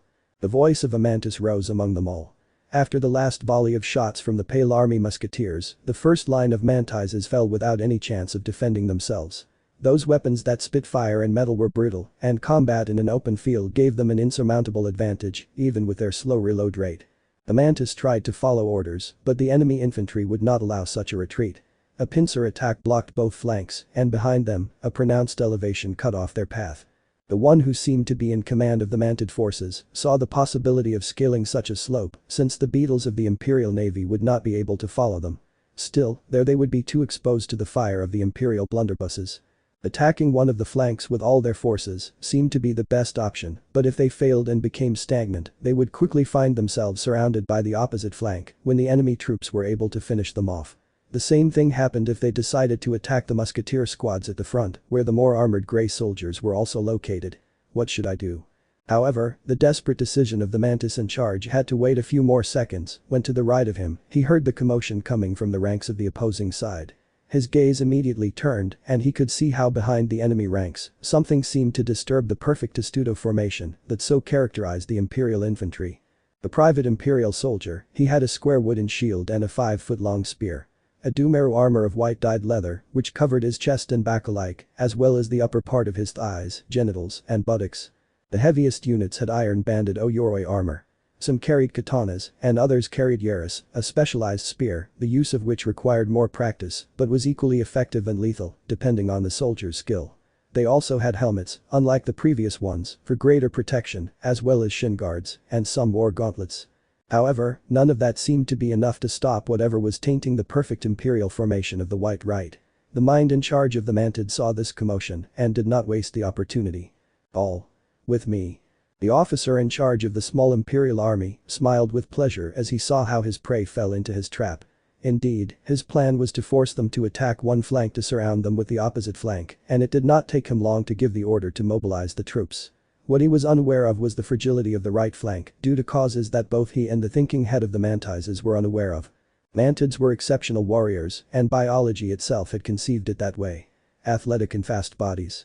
Alert eyes and senses much more efficient than other insects. Their bodies and combat styles based on speed forced them to wear only haramaki armor for frontal protection. Leather for the most novices. Steel for the most veterans. The mantids launched themselves at the shield wall, but were slowed by the impenetrable Imperial front formations. Their shields did not yield to the claws of their opponents, and their medium-range spears could attack even under the protection of their formations. Both armies clashed. Some with more fury than others. The mantises, attacking fiercely to escape from such a situation. The beetles, patient and serene, waiting for the execution of their refined strategies. And everything would go perfectly if it weren't for the discordant note in this massive symphony that was this entire battlefield. The Imperial soldiers turned in concern when the shout of their comrades alerted them to the shadow that was approaching them from their rear. A silent, deadly and frenetic warrior. One who brandished in his hands a beautiful katana with a jet blade, as fast as only light could be. Ghost knew no mercy or forgiveness. Just like his teacher before him, his legacy and his future. An enemy deserves a quick and painless death. And so he would do it. Every cut he made was precise and perfectly executed. He didn't let the wounded have to suffer from his pain, and the 10 seconds it took for the electrical impulses to disconnect his brain would be all they would suffer. No armor was sufficiently resistant to the impossible edge of his katana. No metal plate would stand in his way, as Ghost directed his weapon as if it were a baton, precise and deadly. Like the conductor who orchestrates that he was the bearer of it. One who would have walked through the unsuspecting formation's rearward movements, who could not understand what was happening behind them until a brilliant onyx edge separated their heads from their bodies. Then, the breaking point arrived. There is no worse enemy than fear, and a surrounded soldier is a dead soldier. Those who turned to see the threat behind them became the weak links that the mantids used to break through the defenses. Attack. Break through their defenses and don't stop. Ghost could hear the voice of whoever was in command. Not as strong as one would expect from a mantis warrior, but one that raised a battle cry among his kind. The voice of a female. The warrior's attention was drawn to one of the bodies that fell in front of her. She was at the head of the attack, and she was the first to see how the fallen man rebelled against a being in black, wrapped in a dark hood. One whose sword cut without discrimination against any enemy. One on whose face no expression was shown. The ghost of Bakamatsu looked up from her, as expressionless as ever, and saw her. A thin mantis, carrying great beauty, but with the bearing of a warrior that could not be ignored. A snow-white dress with violet details. One that not only showed off her sharp hunter claws, but also carried a beautiful white katana, which she brandished with her middle paws. However, her gaze soon turned into a challenge when the mantis saw a ghost raise her right hand, with 2 daggers held by her fingers. The mysterious warrior did not look away from her, as if she were his prey or the reason why he was their friend or enemy. It was something she would wait for as she took on a combat pose. However, the mantis was no match, and her eyes widened as the daggers thrown by Ghost passed dangerously close to her head, but with a speed that even a mantis was not able to surpass. He was a monster. One that hit perfectly on the heads of the 2 beetles of the Imperial Guard who were planning to attack the white mantis from behind. "Follow me if you want to live." Her voice was cold and certain, not very loud, but loud enough for the mantis to hear. Ghost wouldn't wait for a response, and as soon as he arrived, he turned around and retreated to the rear, using the same path of corpses he created to reach them. The mantis was surprised by such an act, but her doubts should wait for another time. "All. Follow me. You heard. Ongoing. Protect the lady," shouted one of the officers from the lady's private circle. The rest of the mantids used the very breach Ghost had created, opening the slit like a latent wound. The Imperial formations could do nothing to stop them, and the mantises pushed their way through the enemy formation completely. Many died in the retreat, but once outside, the Imperial troops would not be able to catch up with the fast mantids. The commanding officer of the Pale Army could only watch in shock as his prey escaped from his clutches, desperate to hear a report of what the hell had happened. One that would arrive too late. On the other hand, the mantises ran on the trail of the mysterious hooded warrior. The fact that he was faster than them was simply impressive, but some of them saw with their own eyes that this was no ordinary guy. But their race did not stop until they left the plains, until the group entered the thickness of the fungal forests. A place where the Imperials preferred not to enter. The mantises continued running, not content with the safety of their natural habitat, and did not stop until they had gone far enough. Or at least, until they ran into the strange guy in black who was waiting quietly with his back to them. Some warriors automatically came to the front, since not all of them witnessed what had really happened. Its claws were ready to attack at any sudden movement it attempted. And they did not relax their posture until the white mantis itself came forward. "I don't know who you are, but we appreciate his help, stranger," said the young woman, with a much more serene tone than the one she had on the battlefield. "Any enemy of the Greys has my respect," Ghost responded dryly. "And he has my eternal gratitude. I am Mina, member of the Tsun clan. Could she know her name?" Ghost. "I am indebted to you, Ghost-sama. And I will reward him with whatever is in my power." "I appreciate it, but it's not necessary, Mina-san." "Hey, brat." This time, it was the voice of one of the official mantids who rose. An angry and defiant voice. "How dare you treat Mrs. Mina in such a casual way? Know your place, be inferior." Ghost didn't say anything. He couldn't care less about those words. But still, his gaze fell on the one who pointed the claw at him, making it clear to him that what he was doing was a clear death sentence. One that showed itself as a murderous aura that emanated from his eyes and that made all those who were able to see it sweat. "Don't worry, Bushi Arashi, I hope you will excuse the rudeness of my subordinate, Ghost-sama." The fact that her lady apologized in such a way to the stranger made many of those present not feel at all comfortable, much more so she bowed her head slightly as a sign of respect. Plus, Ghost didn't say anything. In fact, he was about to retreat when the shaking of a bush near his position caught the attention of several. Retta, who had been watching everything that happened from a distance, had to make a titanic effort to carry the enormous backpack alone. Once Ghost and the mantises ventured into the fungal forest, she lost sight of them, so she rushed to meet them. When she saw the ghost, she did not hesitate to call his name, but she could not even finish calling him when a mantis lunged at her as a precaution against a possible threat. A decision she would immediately regret. The scene froze for everyone. Breda, paralyzed with fear, saw how when she came out of the bushes, a mantis raised its claws a few centimeters from her face. Same mantis that was petrified when an onyx reflection threatened to slice its neck in a single movement. The speed with which Ghost reacted was impossible. Her hand unsheathed her father's katana in the blink of an eye, and her body closed the distance before any mantis was even able to react.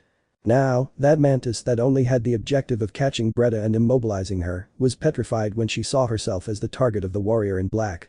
One who kept the edge of her sword dangerously close to his windpipe while she looked at him with angry, merciless eyes. Hurt him and there won't even be any memory of you left. Ghost's voice didn't waver, much less he lied. The mantis was unable to move a muscle voluntarily and his limbs shook as he experienced true fear. A fear that did not come from a fantasy being but from a monster of flesh and an exoskeleton. Please, Ghost-sama. I apologize once again on behalf of one of my subordinates. The fact that her lady had to apologize a second time was reason enough for the troops to feel dejected by her attitude. The mysterious warrior slowly removed the sword from the prey's neck from him and only then was the mantis slowly able to retreat back into the formations. Ghost and the white mantis looked at each other one last time. Long enough to nod before turning around, taking the heavy backpack from the frightened and confused Bretta's shoulders and shooting into the thick of the fungal forests, closely followed by the young beetle. Leaving the mantis troop behind him as confused as they were embarrassed. By Lady Bushi Arashi's voice was raised once again, although his body was kneeling on the ground, along with the rest of the mantises present. First of all, you don't know how happy I am to see you safe and sound. When we received news of the ambush, we thought we would not arrive in time. I can only thank fate for allowing us to arrive on time. Still, I pray for her forgiveness for the shame we caused her not once, but twice. Give the order and we will end our lives here and now. The Bushi's voice was not without falsehood. For a warrior dedicated to his lord, the honor and glory of his master was everything, and they had sullied his name. Taking one's own life may not even have been enough punishment. But. Stand up, Bushi Arashi. We don't have time to waste on trivialities. We must return home before another advance of the Pale Army finds us. Then we will discuss the punishment for your failures. Yes, my lady. The Bushi's voice was followed by the rest of the mantises that accompanied them. They couldn't miss such a compassionate and honorable lady. One on whose men a great weight fell, while her eyes looked deep into the fungal forest, wondering who was that mysterious warrior who had saved their lives and if fate would put him on her path again. She just hoped that next time, she wouldn't have that unpleasantness of the royal canals impregnated on her clothes. Meanwhile, Bretta and Ghost's journey through the fungal wastes continued its course, and thanks to the worm, they did not have any other mishaps along the way, except for 2 mantis patrols, which they were able to mislead by using the vegetation itself to their advantage. And when the mushroom landscapes were supplanted by green beauty, I knew. Then that they had already reached their destination. Bretta had never witnessed the natural beauty of the green trail with her own eyes. For someone who grew up among stone and metal structures, seeing nature at its best was simply magnificent. After all, her childhood memories were as disturbing as they were painful. But unlike the young woman's astonishment, Ghost seemed worriedly nervous. The ghost looked in all directions. As if his instincts warned him of imminent danger, even when Bretta was unable to see anything. But he was there and Ghost knew it. Careful. Bretta didn't have time to react when Ghost's hand pushed her out of the way. A shadow much more deadly than the ghost itself was thrown at them both, and he could only be stopped by the ghost's firmness and the jet black sword of his father. The colossal creature. Titanic. Spotless. Ones whose claws were as long as Ghost's daggers and as sharp and resistant as his moral blades. Claws that impacted against the blade of the katana and did not hit its peculiar edge. With a strength that she made Ghost himself give everything he had to even stand firm. Bretta soon turned around, only to see with fear what was happening behind her. Ghost clenched his teeth and his muscles tensed to withstand the enormous fury of his attacker. An entity almost twice his size, which had gone unnoticed until that moment. One who seemed to want to end the ghost's life with everything he had. It was imposing. In body and presence. Covered with a hood with leaves and stems attached to it. A natural mask that camouflages you in plain sight. Always lurking. Always waiting for prey from him. And Ghost would have been such a prey if not for the sudden burst of laughter that completely threw the already confused Bretta off balance. "Ah ha ha. I see you haven't lost practice, shorty," commented the imposing being, now smiling and confident. "I stopped being one a long time ago, teacher." Ghost responded with the same gloomy voice as always. Chap. 5 Viper's Nest. In the luxurious room in the City of Tears, one of the most powerful and influential beings in the kingdom was preparing for his departure to the Imperial Palace. His imposing mansion was located right in the center of the wealthiest areas of the city and was always guarded by the most capable soldiers of the Pale Guard. It was not a simple well-decorated house like those around. It was a palace in every sense of the word, as it was a place founded by the Pale Emperor to be the mint and main financial center of the city. But after her death, she was claimed by the Soul Cult faith and used for other purposes. It had 3 large structures. all located facing a beautiful square, above which stood a fountain and several artificial lagoons, with beautiful terraces that always maintained the freshness of the place. The smallest of the structures was a kitchen, where the most luxurious delicacies in the entire city were prepared daily. Very much in contrast to the extreme poverty that could be found in the most peripheral areas of the City of Tears. In addition, it had enough space to house the most essential personnel of the facilities, as well as dear and trusted servants. All, of course, faithful devotees to the cult of the soul, and with a sufficient pension to live happily, without questioning what was really happening in the rest of the kingdom. The other building, located on the opposite side, was a varied facility, which had enormous training rooms and barracks, where the elite of the cult's elite warriors were stationed. Soldiers trained in the ways of war, but without the political power to claim a piece of land for themselves. Even so, they always had everything necessary to please your needs, as long as you remained faithful to the cult. And among all the followers, these were the most devoted. And finally, the central building. A place as large as it was absurd, full of rooms and corridors that ran through the facility in every direction. A place that, although it could not be compared with the imperial palace itself, did not differ much from the opulence that its enormous rooms contained. Also that a single insect could live inside. And it was at that precise moment when such an insect was preparing for its departure. In one of the many rooms, where two trusted servants helped him put on his colorful clothing and ornaments, since he had a visit to the imperial palace itself and he had to dress according to the occasion. However, while he waited for the women who dressed him to finish, he listened not very happily to the report of one of his followers. "What do you mean he escaped?" he asked with obvious anger, to which his servant responded submissively, kneeling on the fine wooden floor. As planned, the Tsum clan army was cornered at the borders of Fungal Wasteland.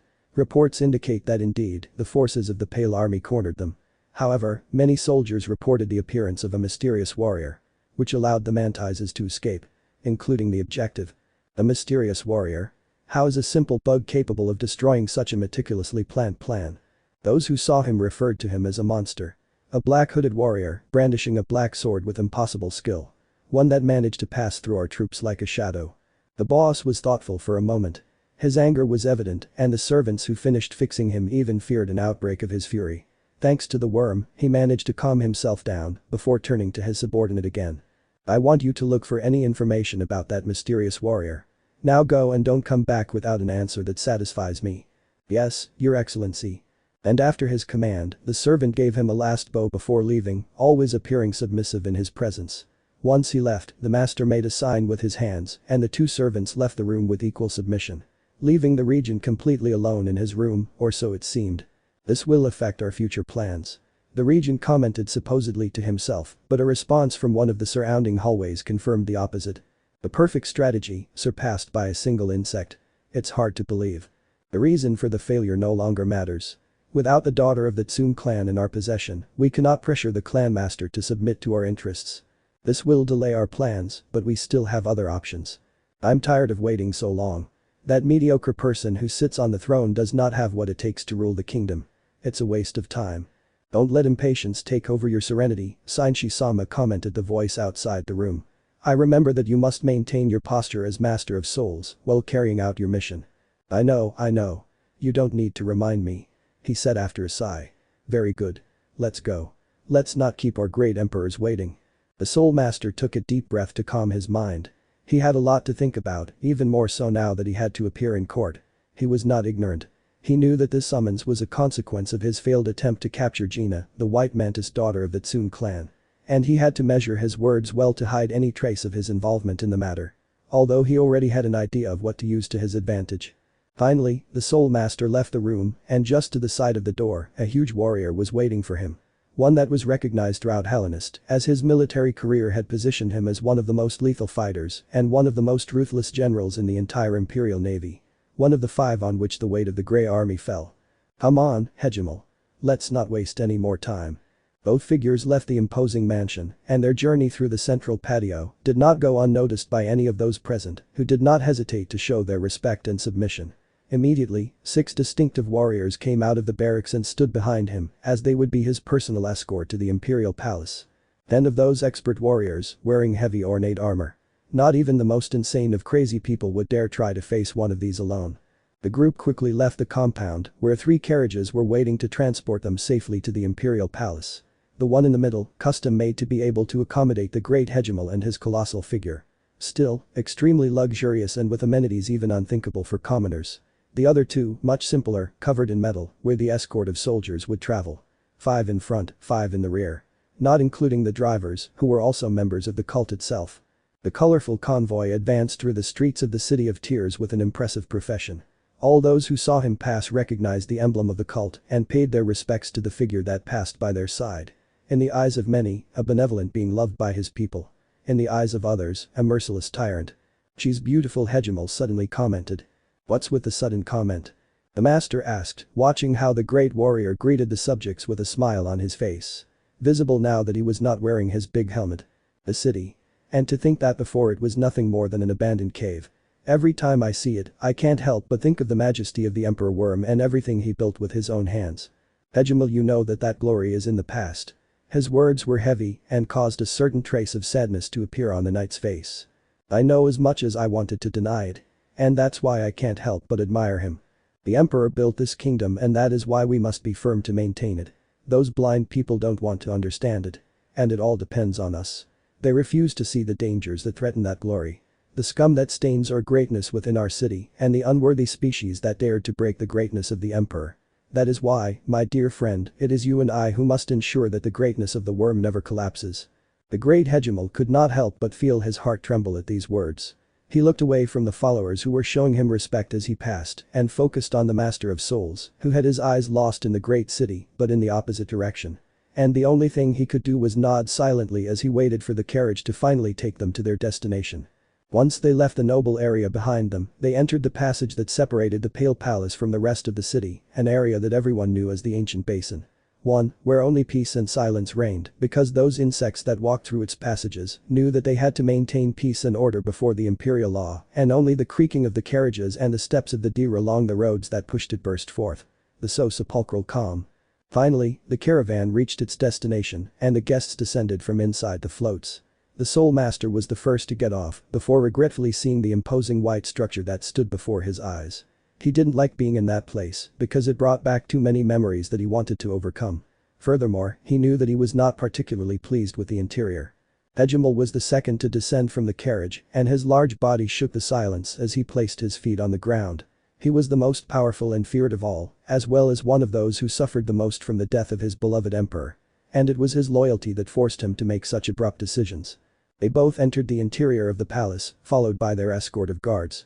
A palace servant, with his impeccable white robe, led the way, but this was more of a protocol that they had to follow, since they both knew the way very well. Walking through the hallways was tortuous, especially because of the serenity and silence. Only the rumble of footsteps and armor broke the sepulchral silence inside those endless corridors decorated in white and gray.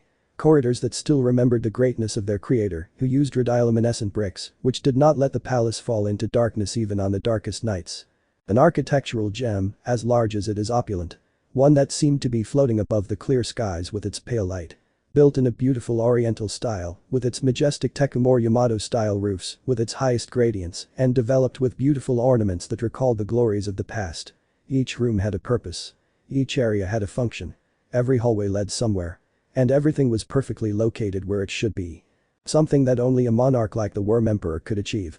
Finally, the guests arrived at their destination. A huge room that was revealed before their eyes when one of the servants opened the door with all the etiquette that could characterize a commoner of the court. A huge throne room, the interior of which was already partly occupied by part of the court. A room that had 3 entrances, 2 on the sides and 1 in the center, each one with a different purpose. Hegemal and the Master of Souls entered through the right door as they passed by their vassals who were already waiting for them. Nobles and lower-ranking public officials who showed immediate respect upon seeing them. Hegemal came to the front and sat in front of everyone, even though they did not let the little ones behind him see. However, the Master of Souls continued on his way, where he took his corresponding place to the right of the Pale Throne. The place placed several steps below the Great Throne and where he could perfectly see his counterpart in this cunning game of power. In front of him, sitting patiently, was the one who represented his counterpart at court. The one who enjoyed power equal to his own within the court and who had already arrived long before with his entourage. One who lay sitting in Caesar, waiting for both him and the regent, who had not yet occupied his throne. That being was none other than Luriel himself, highest legal authority of the City of Tears, known by many as the Ujingakai, and for many years, the right hand of the Worm Emperor. The one who couldn't look at him with eyes other than contempt. And finally, the teacher took his seat where he belonged. I see that you have arrived on time. I am glad to know that at least you still respect the requests of your Imperial Majesty, Luriel commented to break the silence of the room, although his words did not hesitate to show their venom. I don't know what you mean by that, leftist Minister Luriel. I have always remained a faithful follower of His Imperial Majesty. And his words are orders to me. The teacher answered, with a tone as defiant as Yujinbikai himself. I hope so, right-wing Minister Sainchi. Or do I prefer that I call him Great Revered Master of Souls? That is a decision that corresponds to you, Minister Luriel. I am both equally, and I cannot decide for two parts of myself. I see and tell me how is the situation in the ranks of the cult. I remember that the least we would want was for another tragedy like that of Bakumatsu to be repeated. You shouldn't worry about that, Minister Luriel. As I informed you 7 years ago, and now once again, what happened in Bakumatsu was unprecedented. Something that those who followed the cult were punished for. However, if what you are interested in knowing is the state of the faithful and not the inconsistencies of the past, I can inform you that the insects that seek faith within our temples have managed to find a rest for their souls in pain. I see. Good to hear that your branches can provide a service that everyone can use. Branch is not the correct word, but I am not going to reproach you for your ignorance. The temples of the cult of the soul provide peace to souls who are willing to embrace our customs. I see a huge army of faithful that grows more and more. Insects that seek enlightenment of their own will. Not an army that follows blind orders from someone incompetent. The conversation between both ministers was not lacking in very far-fetched insults and poisonous words, even when both appeared visibly calm. But they were not the only ones who argued, although the rest did so with cold and accusatory looks. Right in front of Hegemal, on the other side of the room and leading the ministers and influencers of the vigilante side, a warrior as powerful as the great armored knight looked at him with empty eyes. Once, both called each other brothers on the same battlefield. Now, political enemies who treat each other with contempt. Well, that was none other than Zemer herself, captain of the City of Tears Defense Guard and the second most influential insect in her group, only under Luriel himself. Or as many still knew her. The Emperor's executioner. However, the war of words had to stop immediately, as an official spokesperson announced the arrival of the being with the greatest political weight in the entire empire. The main doors of the Great Hall opened, and everyone bowed their heads in equal obedience, regardless of the political side. The large figure entered the room, and his precise steps echoed in the silent place. Tall, strong, beautiful. A perfect being, who could only have been conceived by a god, and for the kingdom, the Worm Emperor was one. This was his son. His greatest legacy. One who walked steadily towards the Pale Throne, without taking his eyes off the front. Known to his subjects as the Hollow Emperor. The highest authority and regent of the Pale Empire. However, he did not enter the premises alone, as two other equally influential and powerful figures accompanied him several steps behind. On the left, a large dung beetle. His name was Ogram, the White Defender. Commander of the Shiroi Kaitai, personal guard of the Emperor, and the most powerful warriors in the entire kingdom. To the right of the Emperor, marched what would be the right hand of the Hollow himself. An unpredictable warrior, and one of the most brilliant minds in the kingdom. Not only was she responsible for building the Pale Palace, but she was also one of the great commanders who unified Hallownest under the banner of the Worm Emperor. Isma, the shadow of the Emperor. The three crossed the main corridor, adorned with a beautiful white carpet to the foot of the stairs that led to the Pale Throne. Ogram and Isma were the only ones who could climb the throne with His Imperial Majesty, placing themselves precisely on each side of the ornate white piece of furniture. And when everyone was in their place, the procession ended. Very well, let's begin. The Hollow Emperor spoke, whose voice, still lacking in experience, did its best to remain firm against the weight carried on his shoulders of barely 20 years of age. Minister Luriel. What is the reason for your call? At these words, the Master of Souls started a little, although almost imperceptibly. The fact that it was Luriel who had organized this unexpected meeting and not the Emperor changed things a lot. And not for his benefit. Yes, Your Imperial Majesty. I regret from the depths of my being that I have disturbed your precious time, but there is a matter of vital importance that requires your immediate attention. The vigilate began. Very good. I hear it. A few days ago, we heard that a detachment of the Pale Army entered the territory of Fungal Wastes and participated in active combat against a force of the Tsum clan. I understand that what I don't understand is the reason for such surprise. Our kingdom is at war with the Mantises after all. That's right, Your Imperial Majesty. The real cause for concern is that such a force was not acting under the jurisdiction of the Army High Command. Well, apparently, the command headquarters did not authorize this unexpected movement of troops. That's right. The Emperor asked, while looking askance at the accuser's counterpart. Master of Souls, do you know anything about this? All eyes fell on the teacher, who did his best to remain calm. Even some on his side looked surprised because even a minister had the obligation to follow the protocols. Still, the leader of the soul cult already had his cards planned. "Yes, your Imperial Majesty. I personally gave the order." The accused commented, something that Luriel received with a smile. "I remind Minister Sainchi that the control of the forces is strictly required by the jurisdiction of the Army Command, of which Captain Zemer is an interim member. If such a measure is taken, it is because the conflicts in the surrounding kingdoms must be controlled equally, and the movement of an armed force without the authorization or ignorance of said organization could cause a failure on one of the surrounding fronts. For this reason, our forces in the fight against the Crimson Path or the Golden Honeycomb could be overwhelmed. And you don't want that, right, Minister?" Luriel made his move. With just one movement he put Minister Sainchi in check, who remained silent but calm. He had to choose his words very well, or his position would be dangerously shaky. And before Luriel's victorious look, he spoke. "That is correct, Minister Luriel. I admit that I failed to make the decision to mobilize troops to a different sector of the front." Luriel could almost taste her small victory. "Then, admit your guilt." However, he interrupted his rival before he finished. "I didn't do it on a simple whim. When the report reached me that a dangerous group of warrior Montes was prowling the border areas, I had to take immediate action. And a request to the council could take at least 12 hours, and who knows what could have happened in that time." Mantis near the borders. How close? This time, it was the Emperor himself who asked. "Too much. Enough so that they could enter our territory and cause serious losses."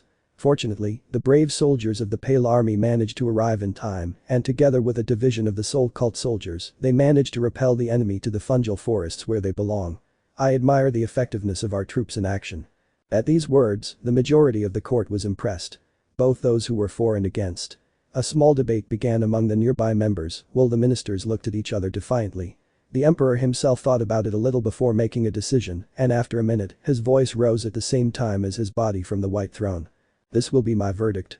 Minister Sainchi, good job keeping the enemies of the Empire away from our lands. Your words are an honor, Your Majesty. However, the next time you decide to mobilize troops of this nature, send a report to the military jurisdiction. This failure cannot occur again. As you order, Your Imperial Majesty." "Very good. That concludes this session. You can leave."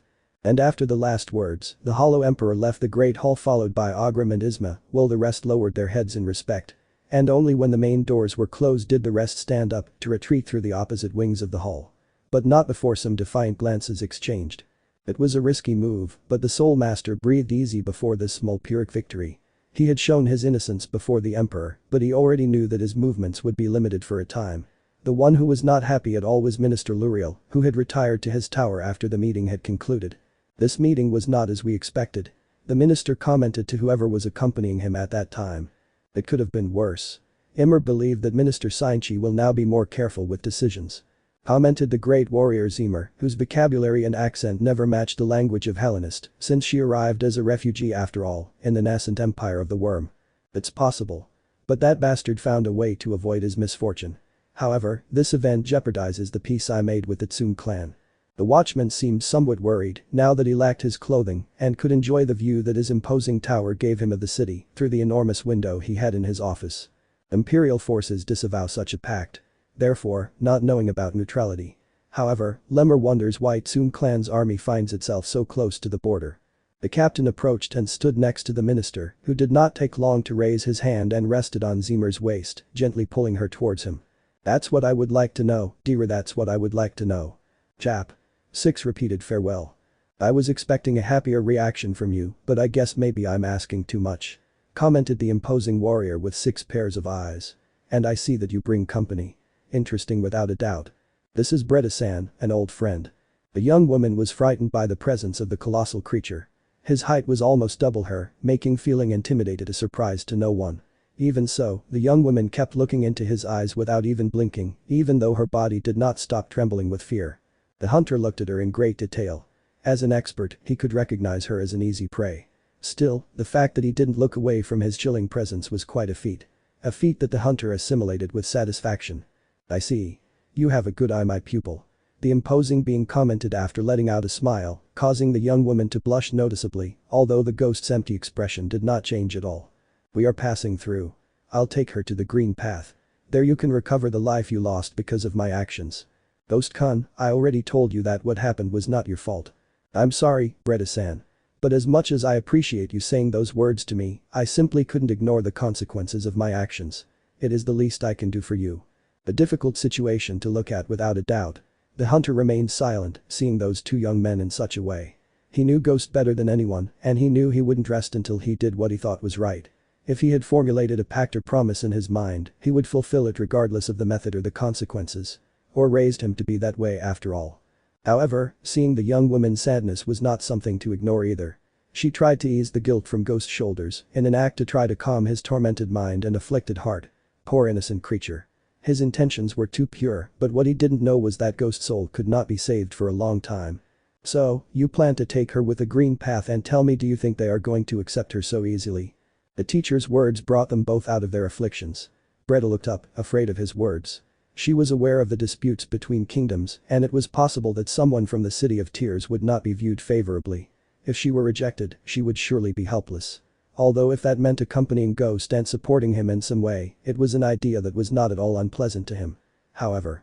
I'm not afraid of that. Also, it's a good time to pay off a debt, commented the Ghost. Will you use a favor for such a task? It must be very important then. Ghost didn't say anything, although those present would have expected him to. His face only dropped slightly, as if his insides were battling between his logical thinking and his sadness. A battle that could last forever. A somber state very typical of a broken llama. Very well, my apprentice. Follow your road. But when you finish this self-imposed task, I will come find you. There is something of vital importance that I must tell you. You know I'll find you. Yes, master. May light and shadow guide your path equally. May the light and shadows guide your path equally, young student. Same for you, Miss Breda-san. I say the same thing, sir. And so, the imposing being continued on its way until its dark figure little by little faded into the undergrowth and shadows.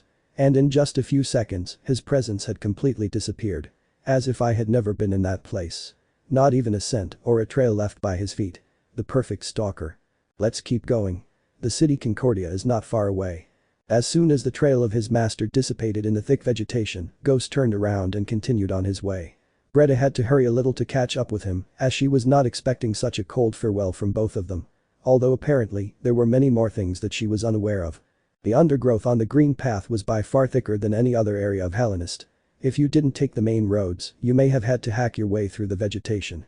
In fact, a rumor had spread that the vegetation in this place never stopped growing, at a slightly faster rate than the rest of the areas.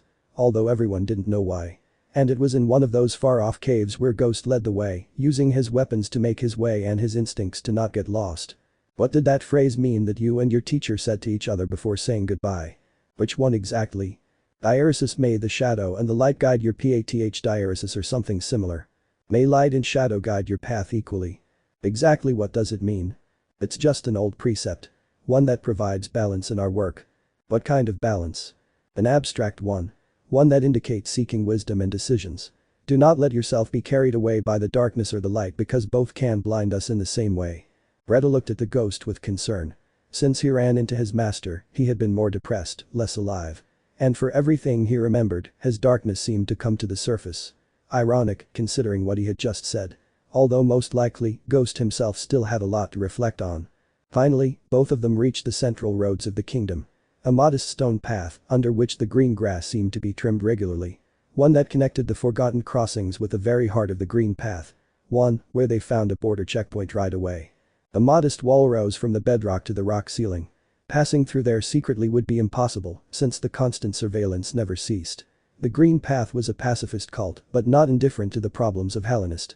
When conflicts broke out, they isolated themselves in their kingdom, where the fertility of nature provided them with enough food to last an eternity. His troops were specialized in defensive siege fighting, and each of the conduits that connected the Verder Trail with the rest of the areas was secured by a wall of equal magnitude to the one that now prevented Ghost's Manor, Breda, and the rest of passers-by. Being a wandering merchant or a landless traveler in a war zone is not prudent, but neither is it unthinkable, and at least 10 insects lined up, waiting for the mossy border guard to take their information, as well as the intentions of the reason for their arrival. His arrival to the kingdom.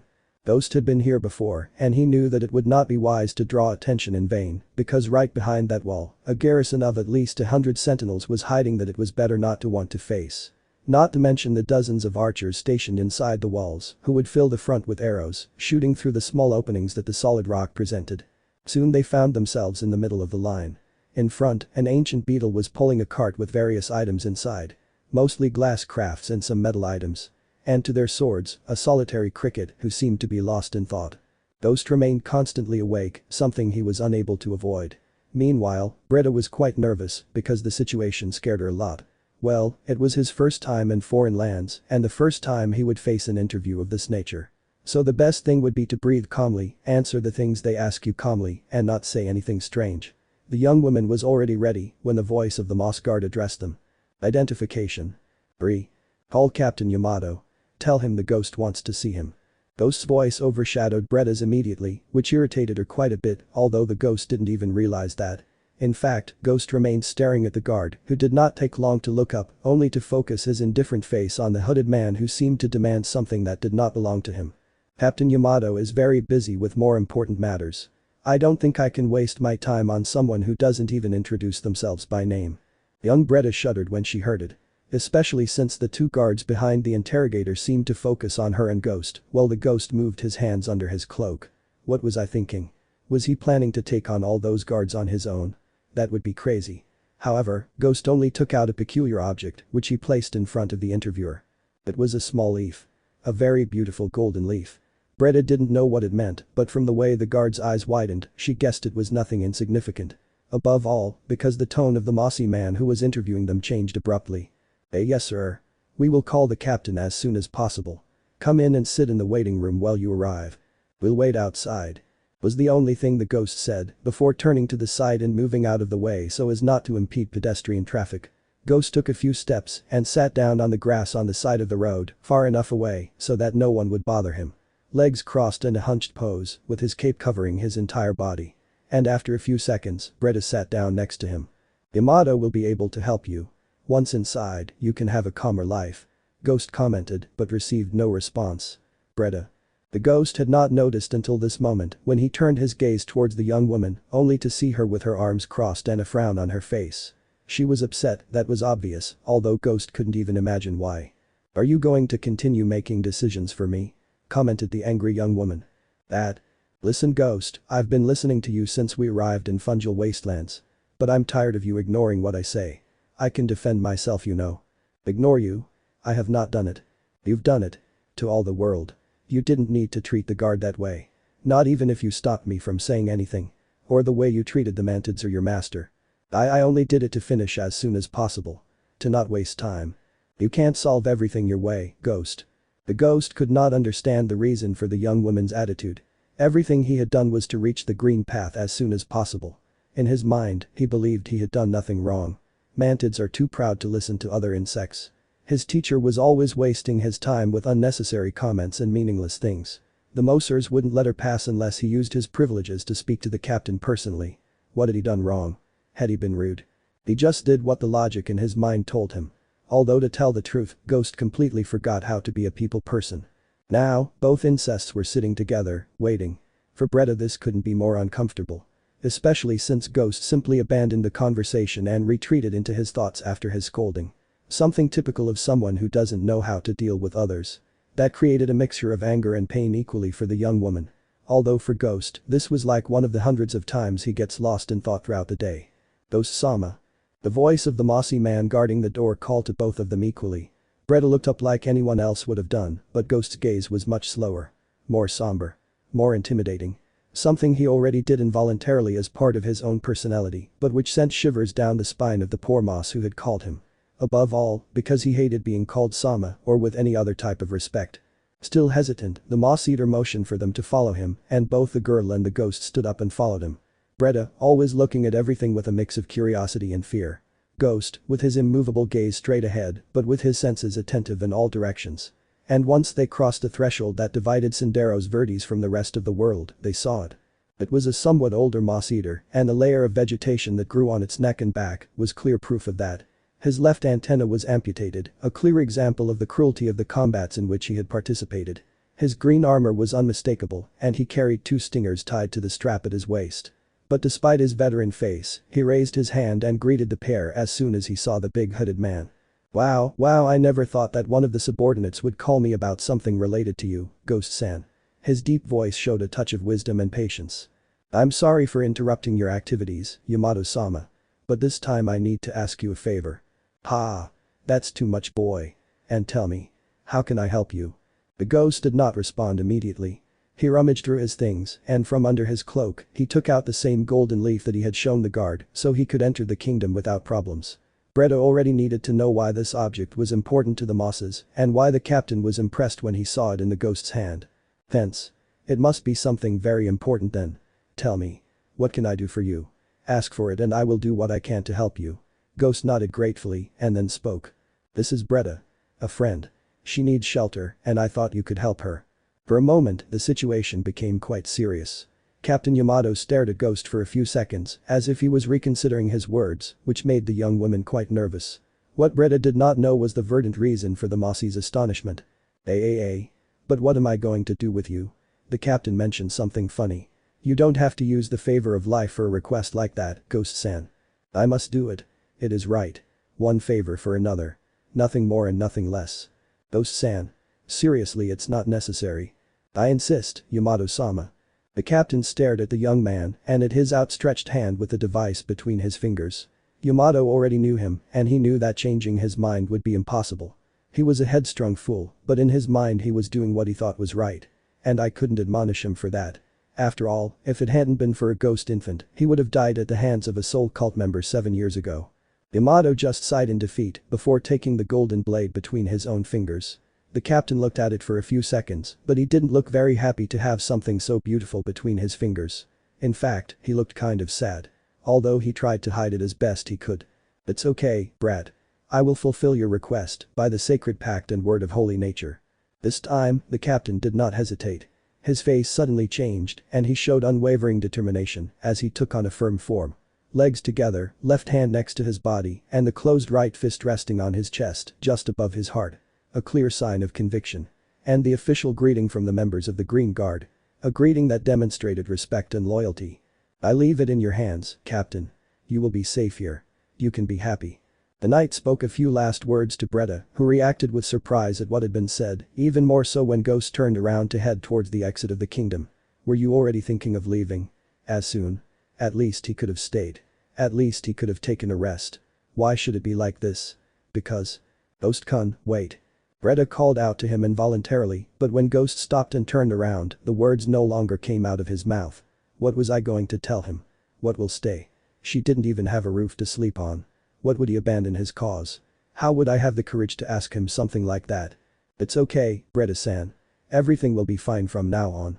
No more, you don't have to worry about anything anymore. And once again, Ghost turned around and returned to his path.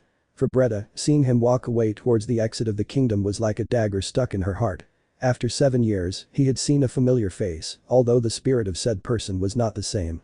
But still, he had escaped from his confinement. He had fled the filthy city he hated so much. And now I had the chance to start from scratch. It doesn't matter that she was like a mere peasant. Anything was better than enduring his old life. Ghost had helped her more than the knight would ever be able to imagine. And yet she could not help him in any way. Nobody could do it. No one can help a broken soul. And that feeling of helplessness caused a tear to fall from her eye when she finally saw Ghost leave the kingdom. Maybe forever. Poor guy. The burden on his heart has destroyed his happiness completely. The captain commented, trying to start a conversation, but upon seeing the young woman so distressed, he knew that it was not the best way. Your name is Breda, isn't it? A different approach perhaps would be better. And it worked because Breda was able to take a deep breath, put her hand around his face and turn around to face him and stop looking at an entrance through which Ghost would not return. And with a calm and a touch of sorrow, he responded to the captain. Yes, Yamato Dono. I'm Breda, at your service. Come on. Don't be so formal. It makes me look older than I am.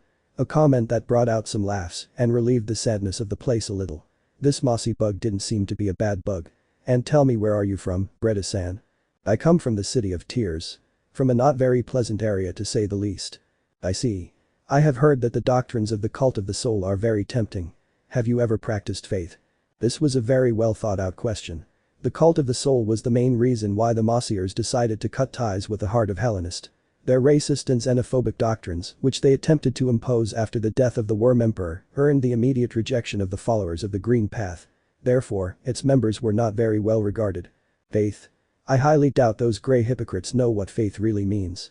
They only use their tricks and pretty words to cajole those who are most desperate. Its mere existence makes me sick. Taking advantage of the weak-minded and their suffering. A faith like that is just a false one. Breda did not notice him speaking, but for every word referring to the cult of the soul, the more his anger and contempt came to the surface. Captain Yamato himself was surprised by this because although he longed for a negative response, he never expected such a level of rejection. At least he didn't have to worry that his ideals would cause him problems with the rest of the kingdom's inhabitants. A great weight lifted from our shoulders. I'm glad to hear it. Well, the best thing would be to go to the civil registry. If you plan to stay, the Green Kingdom is willing to accept you as its citizen.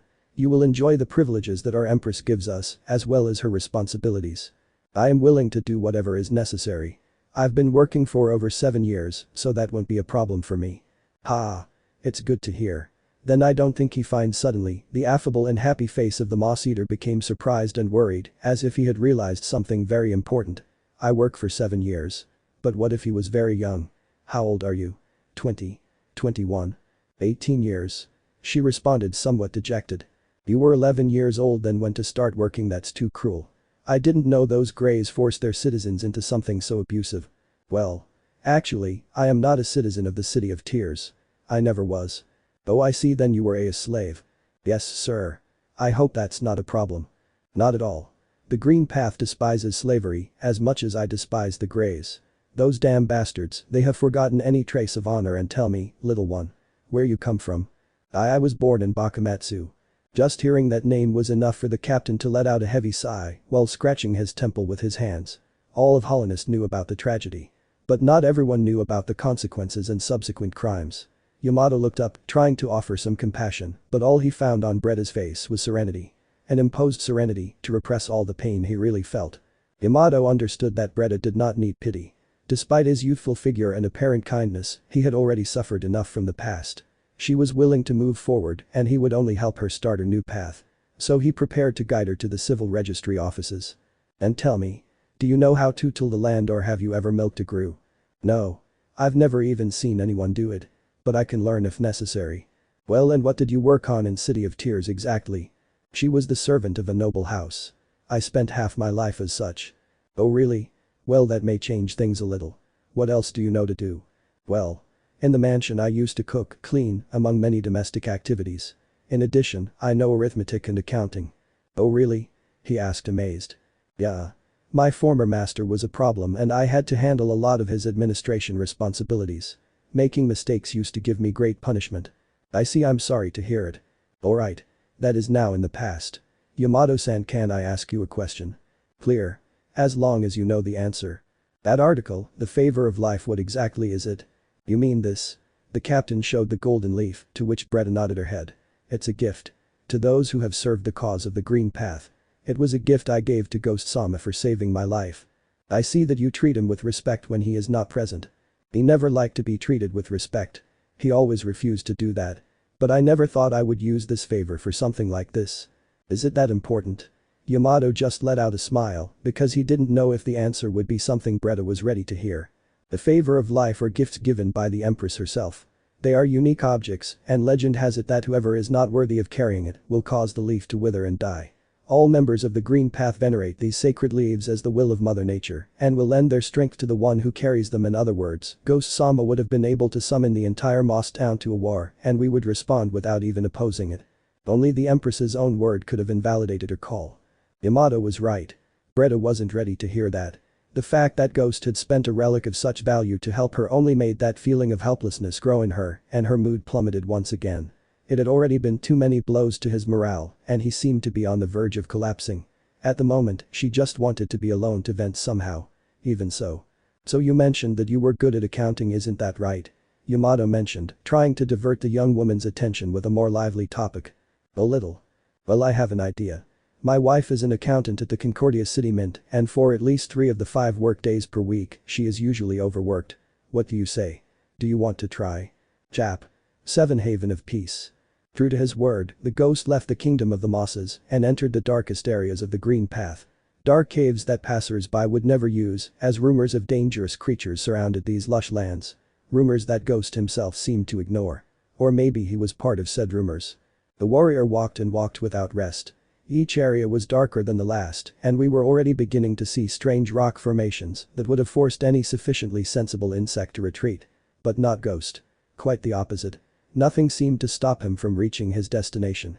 Finally, he found himself in an area much darker than the previous one, where the sunlight that entered the caverns seemed to be absorbed by the abundant vegetation that plagued the place. The forest of leaves and roots was so dense that anyone who did not know the place could get lost without much effort. But Ghost's path led him toward a protruding wall of vegetation, which, when pushed aside, revealed a wonderful sight. The beautiful autumn landscape was revealed before his eyes, but that was the natural coloration of the area he was in. Beautiful sunset-colored leaves that rose above a beautiful lake with calm waters. A modest wooden bridge led to a temple forgotten by the natives of those lands, but even so, it remained in perfect condition. Despite its timbers being more than 500 years old. Even older than the Worm Emperor himself. A beautiful 3-story temple, with its hipped roofs perfectly symmetrical in all directions. One that had to be accessed by climbing a gentle staircase made of natural stone from the area. The air in this place was pure and full of life. The sounds were delicate, with the relaxing splash of a small waterfall being the only thing that really broke into the majestic silence. A haven of peace and tranquility. Ghost took his first step into the temple, and his feet encountered a smooth layer of whitish stone that surrounded the place. At the same time he cleaned the soles of the visitors. By the time he placed his foot on the wooden floor, there was no longer a trace of dirt under his feet. His steps echoed in the serenity of the place, and his silhouette was reflected on the paper that separated the silent interior from the peace outside. And finally, he delicately slid the door that would lead him to the empty place. An ancient temple, where the light of the candles illuminated just a couple of objects, in front of a soft bamboo tatami. One upon which Ghost sat and waited. The Ghost closed his eyes, and his mind drifted into peace and silence. The scented candles had a seductive smell. One that called for calm and meditation. A sanctuary to free the mind and let thoughts flow. Thoughts that would shake his already poor corrupted mind. Ghost squeezed his already closed eyes, his teeth grinding. In his mind, those images of the bloody night were repeated over and over again, like a broken record that never finds its end. Voices filled their heads. Screams of sadness and pain. Screams ordering him to run for his life. His breathing became erratic, his body began to sweat from fear and desperation. And instead of finding the peace he longed for, he only found sadness and the pain he was unable to forget. Ghost had to open his eyes, unable to remain immersed in the darkest confines of his own mind. Inner peace seemed to be something that had been denied to him for life, and his heart was not able to control his sweaty body and erratic breathing. Furthermore, as soon as he was able to wake up from his nightmare, he was able to notice the enormous figure that had sat right in front of him without making the slightest noise possible. It seems that you are not able to abandon those ghosts that plague you. I don't know what to do, teacher. The young man responded. I did what my heart considered right. I have avenged my father's death, but I cannot get over the past. There's something I'm not able to see clearly. Something that torments me from the depths of my being, but I don't know what it is. Revenge does not fill the voids of the soul, nor calm the heart. I told you before leaving, and now I repeat it again. You achieved your goal, that is undeniable, but you will never be able to find peace until you face the true ghosts of the past. I don't understand what you mean, teacher. I want you to show me what you bring with you. It didn't take Ghost long to understand what he meant, and he immediately pulled out from under his hood the onyx sword that had previously belonged to his father. He looked at her carefully one last time. A mixture of longing and sadness. She felt the softness of a grip and remembered the warmth of the hand that had gripped her before. And then, he handed it to his teacher. The hunter took the weapon with the due respect that the relic of a large insect deserved. In his hands it was small, but equally deadly and beautiful. The master admired every detail with great precision. Its handle was perfect, the guard millimetrically symmetrical, its edge beautifully concise. Its black blade reflected part of the light it radiated, while absorbing the rest. A noble weapon, unable to blind an opponent in a fair duel. The weapon of a true warrior. Tell me, my pupil. What do you see in your dreams? Those nightmares that torment you, what do they show you? I see pain and suffering. I feel the elegant white being stained with scarlet blood. I hear screams that echo in my head. I hear the suffering of others. I see the fire devour the building. I see the swords cut the living. I smell blood. I feel the burning on my skin. I feel fear and despair. That is the weight we carry. Our past cannot be changed, and we must bear it, whether we want to or not. This sword surely has a beautiful history, a dignified and majestic one. I don't deserve it. Its blade is made to rise in a dazzling dawn. It is not a gloomy sunset. I am not worthy to bear it. I am not honorable enough to unleash its potential. That's right. And who decided it? I did. I still remember my father's stories. I still remember those golden moments that he told me with so much admiration. How this jet blade rose next to the Emperor. Worm. How they both charged together into battle against the barbarians who threatened these lands. Those glory stories are far from my own. I see, and you may be right, however, as beautiful as this weapon is, it is still a simple sword, my young apprentice. Why do you say that? A weapon is as noble as any living being. Its history must be respected. And it must be respected. And there is no better respect for a weapon than brandishing it fairly. Tell me, Ghost-san, who exactly are you fighting? Who is your enemy? What do you want to protect? I have no enemies, master. In these warring lands, I am but a wandering soul. Nobody is my enemy, but nobody is my ally. And I have nothing to protect. You're sure? The hunter's words caught the attention of Ghost, who had been staring at the tatami beneath his feet. Whether it was out of respect or self-repentance, but unable to look up with pride. However, now he saw his master, with his hand outstretched and offering her the katana that he had refused to carry. Trying to find out why. Trying to answer himself, unable to find a real reason to do anything. What could I do anyway? Was he nobody in an abandoned land? Tell me, young apprentice. What does this sword mean to you? It is my father's sword, master. That's all. Just the sword of an insect I don't even know. It is not more than that. So what does it mean? That is Elderbug Sama's sword. The sword of the one who was the right hand of the Emperor. The sword of the one who protected Hallownest from the dangers of the outside world. The sword of the most honorable man you have ever known. The sword of someone who was willing to fight to protect those he loved and for what he considered truly right. Then do honor to that man. Honor his legacy. If this sword belonged to someone so majestic, then its wielder must be up to the task of wielding it. Brandish it for what purpose? I have nothing to protect, I have nothing left. If you have it, Ghost-san. You just have to look carefully. Ghost looked at his teacher, trying to understand what he meant. He had nothing. His only belongings were literally the robe he was wearing, the objects under it, and his father's sword. I had no friends, I had no family, I had no home to defend. Everyone he had once known was gone. Go and relax your body and mind, let the waters purify your spirit. Ghost nodded and stood up without a word. His slow steps led him to the exit, where he slid the door with great delicacy, both to open it and to close it, leaving his lonely teacher inside, who sighed heavily once he felt his footsteps retreat. The hunter looked down, and old memories also came to his mind. Memories of a glorious past. A past almost forgotten in these times of war.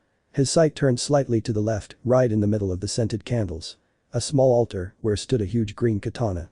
The one that he himself used to use in more glorious times. Ah, old friend, I'm afraid for your little one's future. I hope that wherever you are, you're able to illuminate his path, because I can't bring him back to the light. Forgive me, Elderbug-san, I have done everything I can. Meanwhile, Ghost had left the temple and was walking down the hill, heading towards the gentle spring that lay at the foot of the hill.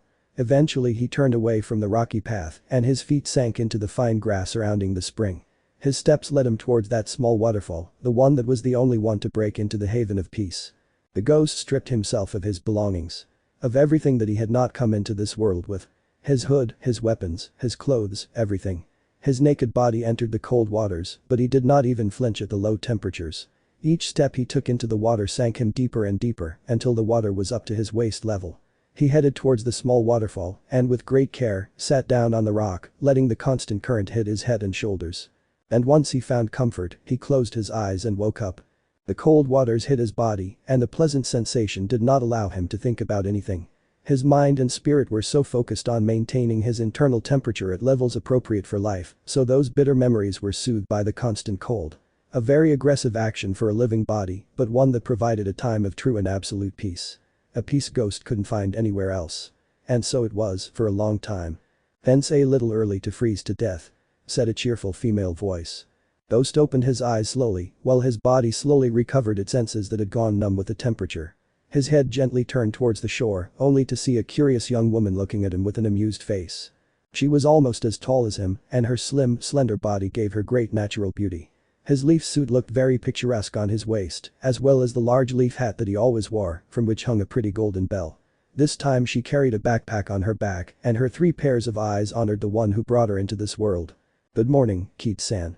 You still came back early," commented the ghost. Yes, today the border guard of the Mossy Kingdom was less demanding. Apparently, someone showed up carrying a favor of life, and that left the guards a little scared. I wonder who it was. It seems that nothing escapes you. You already know me. Have you seen your father yet? No, not yet. I just arrived and saw you and came to say hello. And I see that you fulfilled your objective. The young woman commented with some sadness, seeing how the beautiful black sword that belonged to her father now rested on the ghost's clothes. He didn't need to be told that that was it, because the description Ghost had given him years ago matched it perfectly. Every detail, every decorative element. Everything was perfect. Ghost got up from his rest and took the same path back. Little by little he came out of the water until he reached his belongings and took the sword in his hands. His teacher's words were still spinning in his head. And as was his custom, he remained silent while he did not stop admiring the weapon. Well. I'm going to start preparing something to eat. Today we will have lunch early. Come when you dry off and put on some clothes, I'm a lady, you know. Haha, sorry. Damn, sometimes you still act like a child. The young woman turned around, embarrassed by the situation, and left without saying anything else. It wasn't the first time this had happened, but Ghost just seemed to not think things through much. They were no longer those little ones from 7 years ago, and some things were starting to be a little more uncomfortable. Things that the Ghost didn't realize. Ah. I'm here. He shouted as he headed towards the kitchen. Oh. It was heard back. The young woman placed her backpack on one of the kitchen tables and prepared to take out the things she had bought. Rice, vegetables, fruits, and seeds.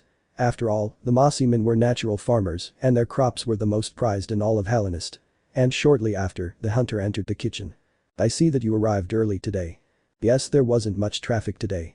I'm glad to hear it. There is tick-tick meat on the counter, it's fresh. I put the rest to preserve in salt. Very good. I'll make a stew then. Vice to Ghost-san. Yes, I saw him as carefree as always.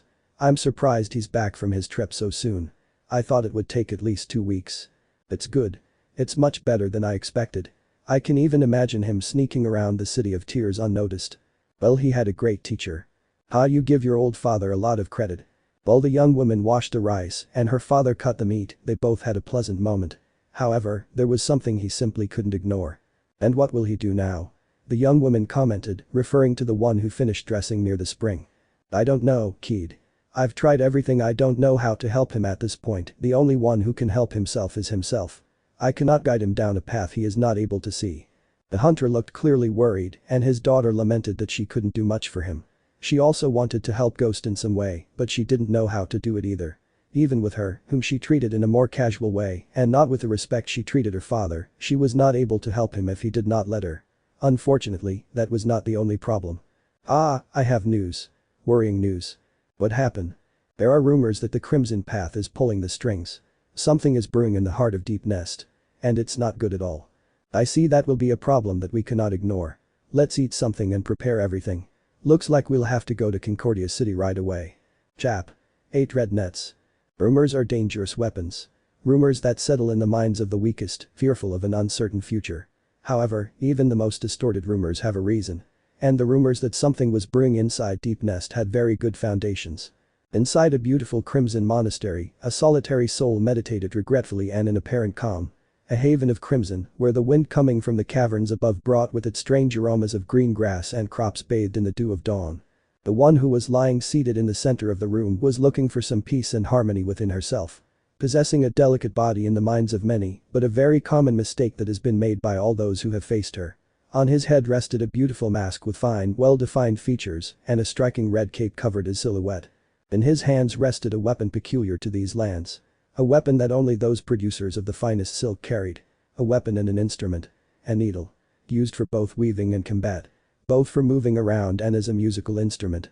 In the right hands, it was the perfect tool for an experienced wielder. The young woman used 6 of her 8 pairs of limbs to touch him. Because only a weaver would have the mobility to master such an infallible technique. Its own thread was stretched into a perfect rope, which acquired different tonality, depending on how much the user stretched the rope or the length of the weave that would create the melodious sound waves. The symphony of a single instrument, played by the hands of an angel. The soft notes of the melody charged the atmosphere with a peaceful and melancholic aura. Reflections of the emotional state of the one who was the goldsmith of such beautiful musical notes. A soft song to relax his spirit, his worries, and the burden he placed on his men. However, as soon as the melody played its last chord, the air became dense and oppressive. The flash crossed the air with impossible speed. A silver blade that went directly to the one who had just finished her musical work. However, one that reacted immediately to the threat. After all, she was not a simple weaver. She was Hornet, Princess of Deep Nest, and the future matriarch of the Crimson Path. With a quick movement of his hands, the needle that was previously a musical instrument transformed into a weapon, and his refinement hit the metallic object in mid-flight, knocking it out of its path. Hornet had not even opened his eyes, as he only needed the faint sound to determine the exact position and speed with which the threat was approaching. And his actions were 100% right. Now, Hornet was slowly opening her eyes as she stood up with grace and elegance. As if it were a dance, at the same time, she saw the kunai nestled on the tatami a few steps from her. And right at the handle of the gun, a sun who stretched towards the darkest places on the rooftops. Hornet saw him and smiled. Suddenly, the kunai was attracted to its wielder. A shadow that remained hidden in the shadows, so perfectly that Hornet was not able to see it with his own eyes. But he knew it was there, and he couldn't let his guard down under any circumstances. And I was right to think that way. Suddenly, 5 flashes appeared in his field of vision, but Hornet did not tremble in the face of danger. His face showed an immovable serenity as he prepared for battle. The graceful jump and several of the kunai passed dangerously close to his body, but not even his beautiful red cape was a victim of the sharp stinging blades. 2 of the throwing weapons were aimed directly at his belly and chest, but their precise needle deflected them from their trajectory in a single movement. And in the end, he fell back to the ground with the same elegance he carried. "You'll have to do much better than that," said the Red Weaver with a funny tone. Suddenly, footsteps were heard coming from the ceiling. The creaking of the wood before the movement of that shadow that remained in the darkness. Invisible, but it did not stop its attacks even for a second. Kunai flew in all directions, and Hornet moved like a graceful dancer to avoid the attacks. Movement so beautiful that if the weapons were removed on stage, they would form a wonderful collegial spectacle. But the danger here was real, and both his body and his needle were perfectly synchronized to avoid certain death. However, it was impossible to determine why the Red Princess was laughing at that precise moment. "Adiro." The young woman screamed with energy, while countless threads of her own thread rose above her figure, making a perfect semisphere of strands created by her own body. Her 6 pairs of hands guided the silk in the direction she wanted, making a perfect spider web shield that stopped a wave of kunai that rushed towards her. And once again, the young woman laughed.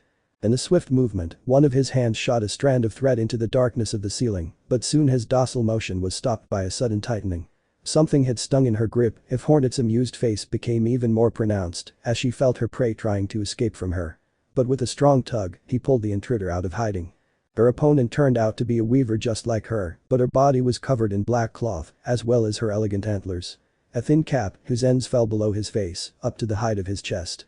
Right in the middle, a beautiful white mask, with 6 slots for its 3 pairs of eyes.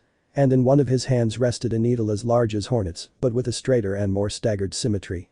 "You are still very predictable," commented the Red one. "We'll see about that." Red and black merged into a beautiful sword dance. Needles collided with each other, sparks splashed in all directions, the sounds of crackling metal made your skin crawl. Hornet remained on the defensive, focusing her efforts on blocking or deflecting, always alert for any hidden weapons her opponent might be hiding.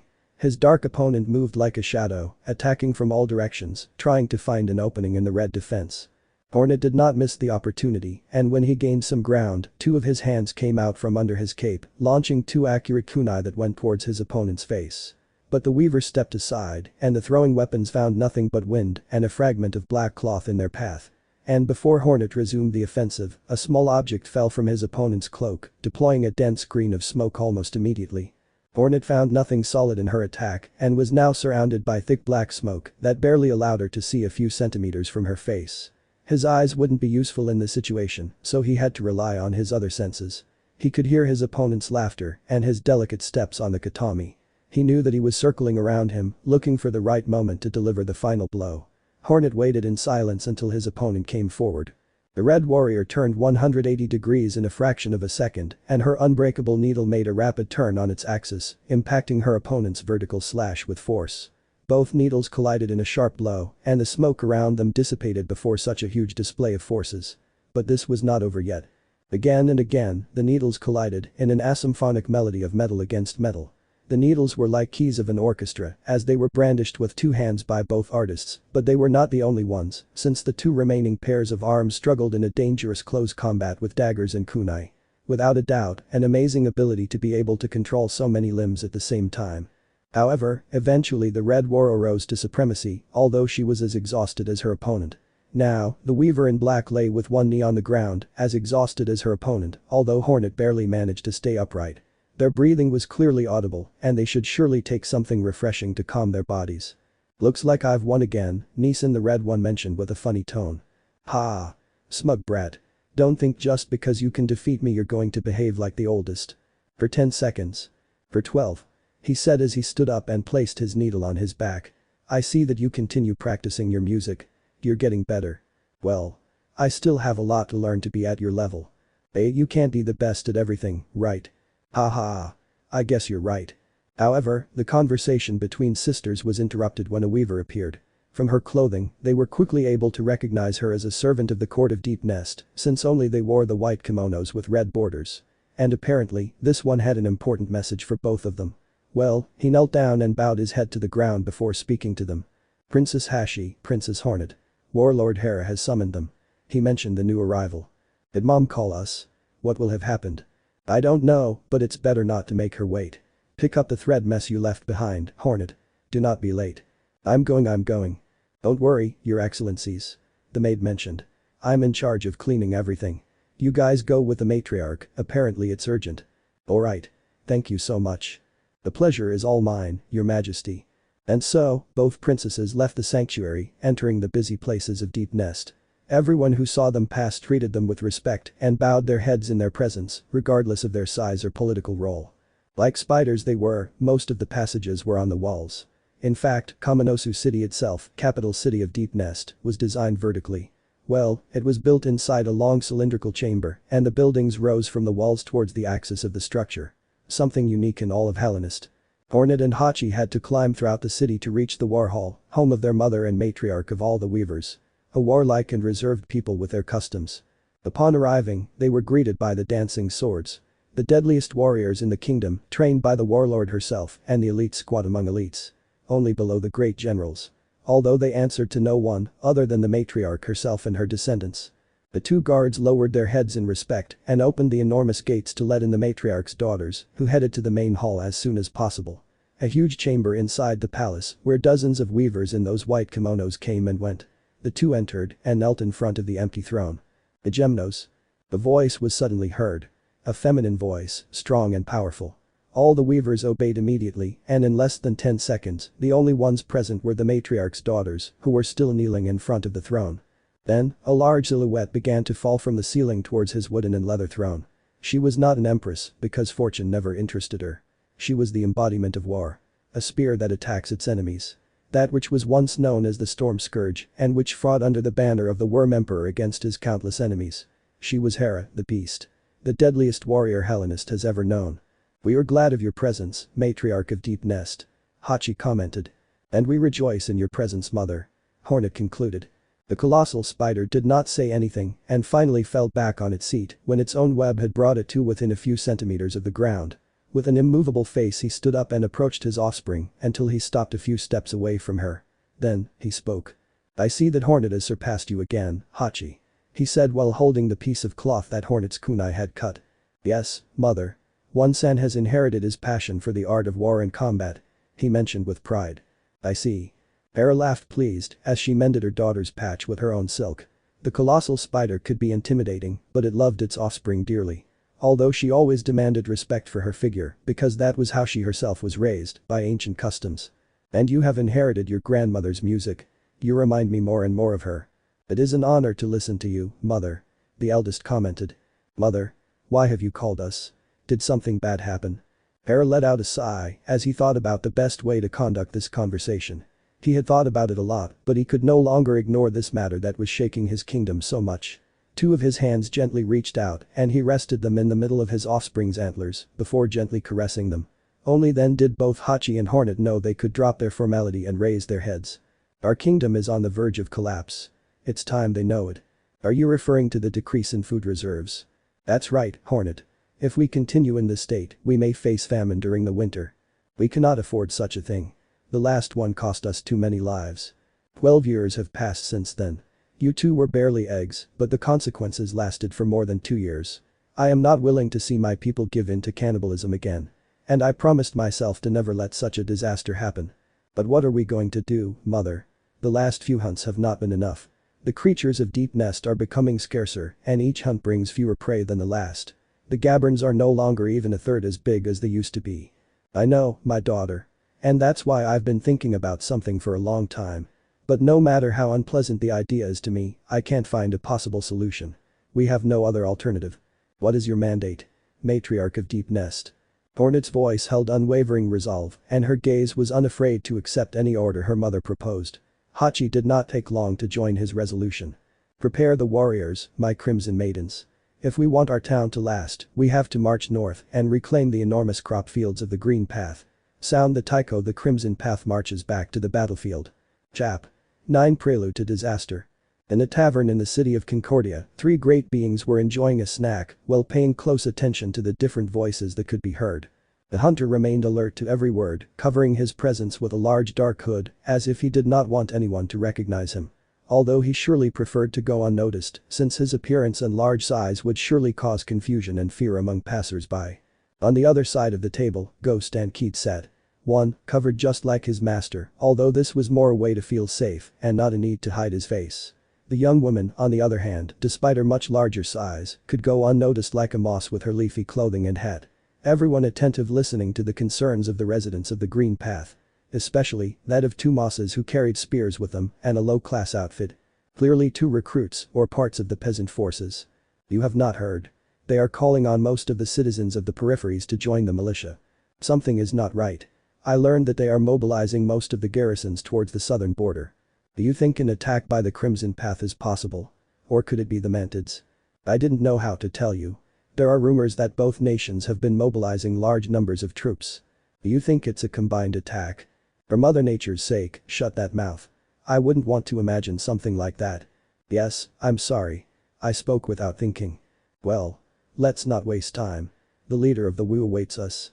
Both Musgos finished their appetizers, took their things and left the premises at the same time as other diners entered.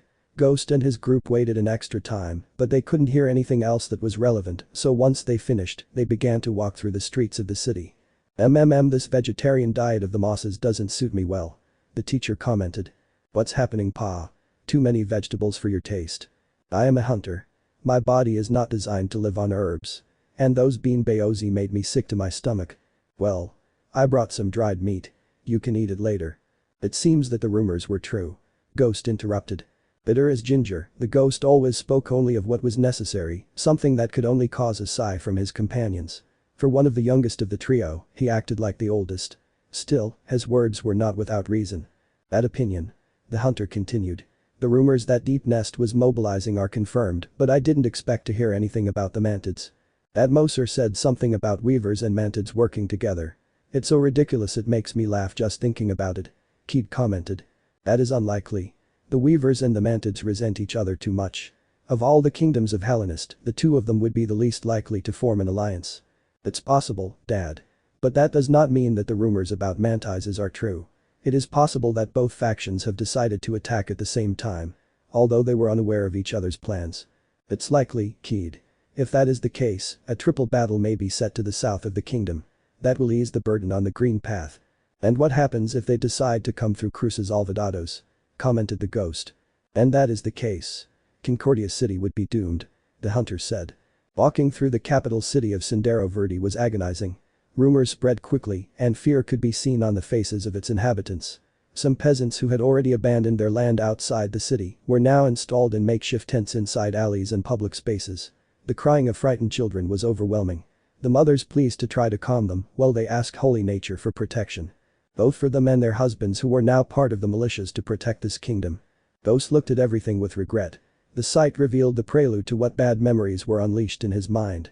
He saw the streets and buildings of Concordia City and he couldn't help but imagine them engulfed in flames and rubble. Just as happened in Bakumatsu. He saw the frightened citizens walking hurriedly from one place to the other and he could not help imagining them as lifeless corpses on the ground stained with blood. Just as happened in Bakumatsu. Even looking ahead, he was able to imagine the future of these insects if they lost the war. An empty or non-existent future. Just as happened in Bakumatsu. His condition did not go unnoticed by those who accompanied him. Keat looked at him sadly, knowing the memories that invaded his mind and barely gave his tired eyes any rest. The same memories that wake him up at dawn with screams of agony. Every night, without exception. His teacher couldn't help but feel sorry for him either. He more than anyone knew the pain of loss, as did all those who lived through the chaotic times before the reign of the Worm Emperor. I knew I couldn't help him heal his pain. But he knew how to make himself realize his reason for existing. "Why are you here, Ghost-san?" The hunter's words caught the attention of both the ghost and his daughter. His eyes showed no mercy, and that was something they both could recognize instantly. Keed knew she had to stay out of this conversation. And Ghost knew he couldn't help it. "I don't know, teacher." "You're sure?" "Because no insect or living being in this world does things just because. Every action has a reason. A cause. And every action leads to a result. So why are you here, Ghost?" "I don't know, teacher, I was just following you." "That answer may convince me or Keed, but I'm sure it can't convince you yourself." "I don't know, teacher. I'm scared. Afraid because I already know what can happen. I've already seen it. I'm afraid it will happen again. I don't want it to happen again." Fear, it is a powerful emotion. An emotion that is best not ignored. What do you mean?" "Many times we act out of fear. Many times we act out of fears that we ignore. Sometimes we do things out of fear of losing something. For fear of losing someone. For fear of regret. For fear of loneliness. Tell me, Ghost Sam, what exactly are you afraid of?" Ghost remained static at such a question. What exactly are you afraid of? That was a very ambiguous question. Or maybe, he saw her that way. Of course he feared that his visions would come true. "I was afraid that the past would happen again. Even in this city." He was not born in Concordia City. He didn't grow up playing in the streets. But still, he feared seeing her reduced to ashes. He was afraid that these insects that he didn't even know would suffer the same fate as the one he had. "I was afraid, but I didn't know why." "Ghost don't know?" The sudden voice brought the ghost out of his thoughts. Once again, he had remained static, lost in the currents of his mind and his worries. Knowing how much time had passed would be impossible for him, but that was unimportant when he saw how Captain Yamato himself approached with at least 20 officers behind him. What is he doing here? Ghost turned around, but his surprise was great when he saw himself completely alone. Neither Keed nor her master were at her side. Where would they have gone? "I'm not sure."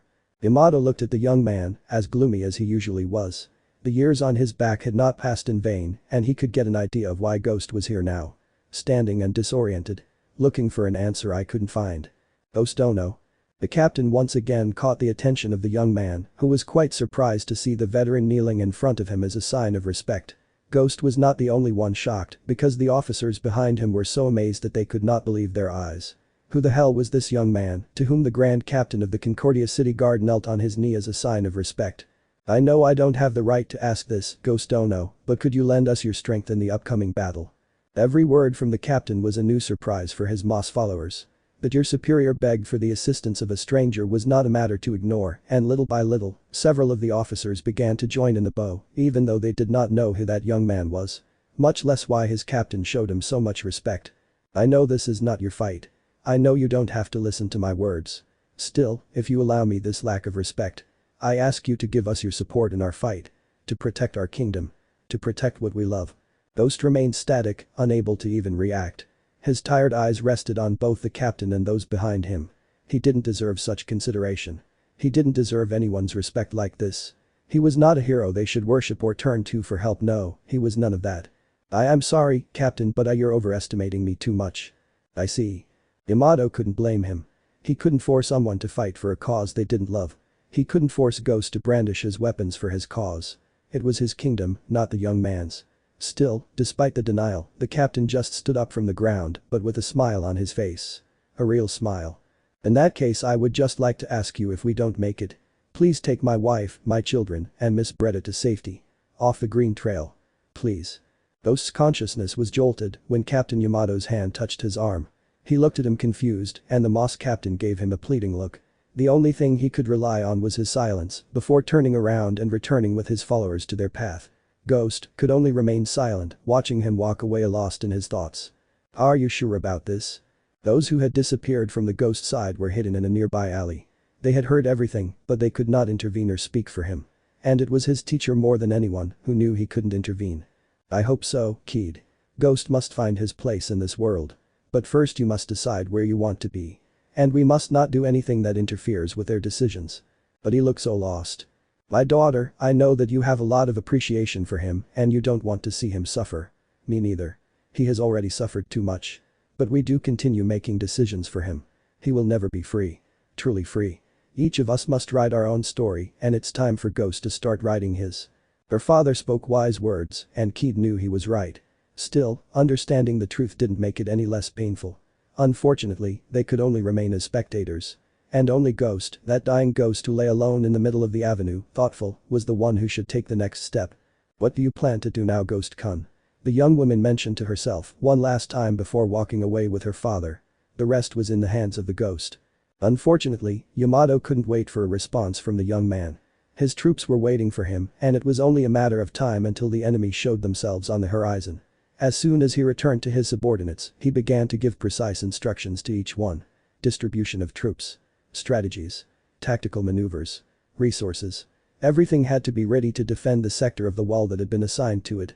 A total of 40,000 Mosers were now distributed along the entire wall that separated green paths from the deeper areas of Hallownest. Of them, only 30,000 were professional soldiers. The rest, peasants armed with spears and courage. This was not a fight of conquest for them. This was a fight for survival.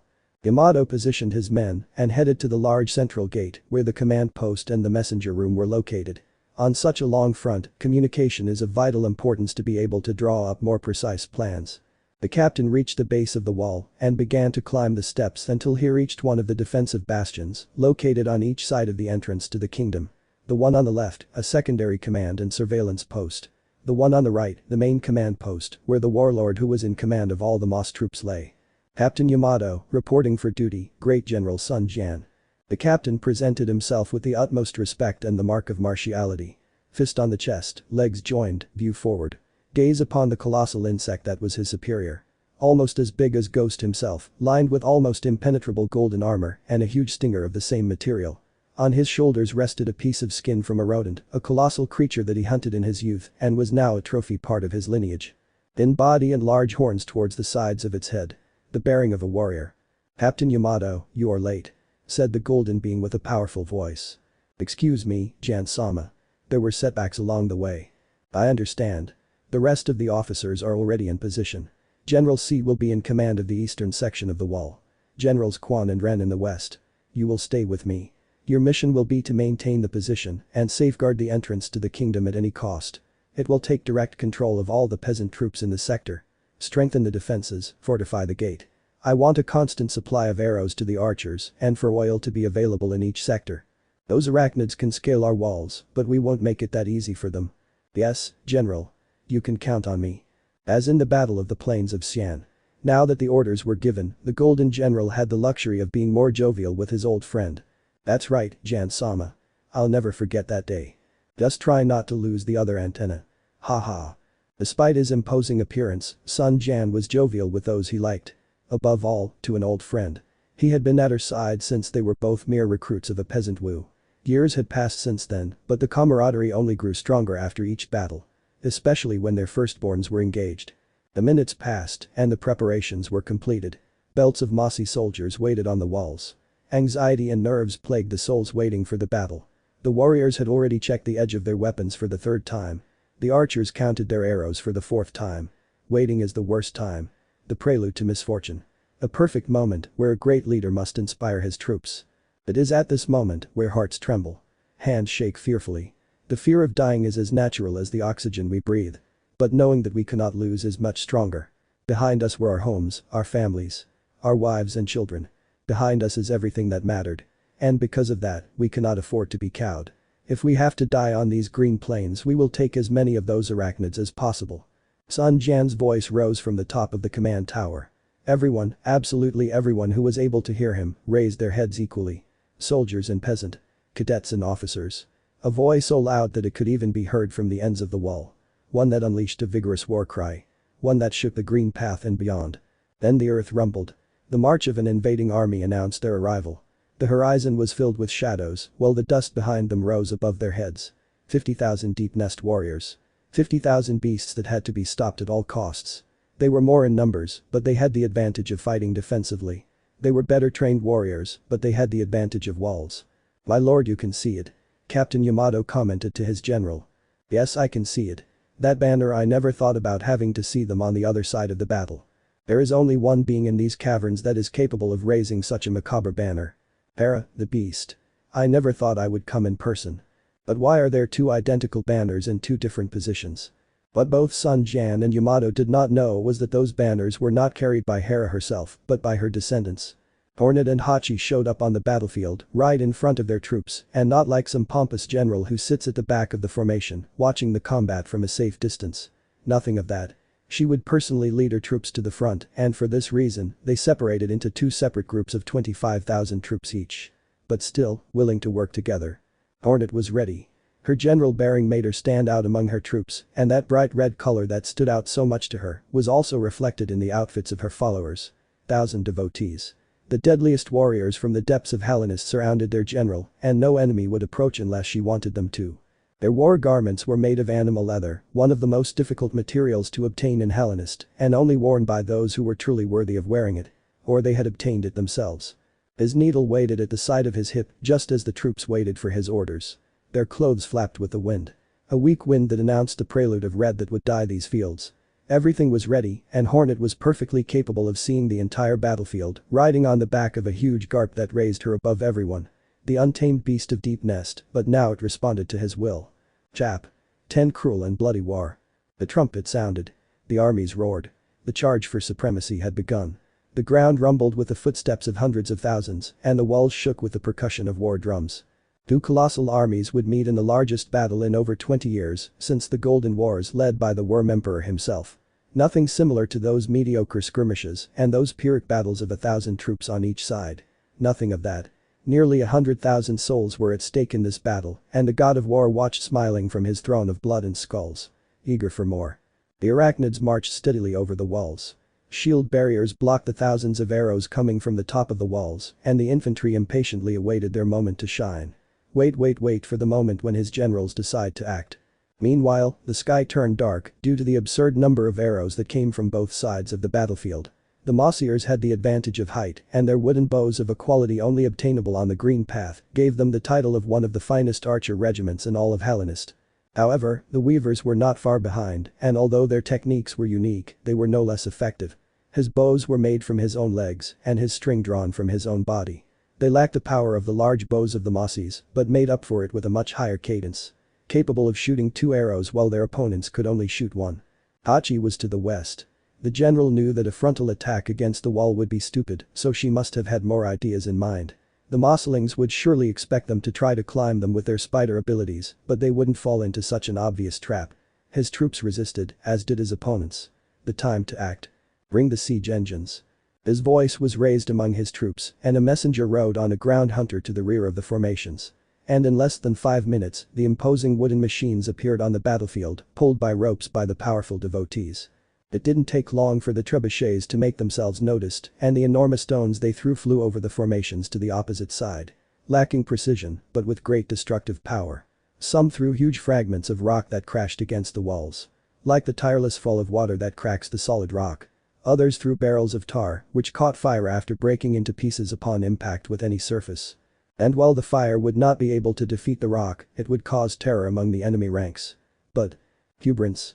The voice of an officer alerted Hachi, who watched in amazement as a perfectly timed volley of arrows fell on the position of his infantry, while among the commotion, huge stones crushed the soldiers, whose shields would not be able to stop such a thing.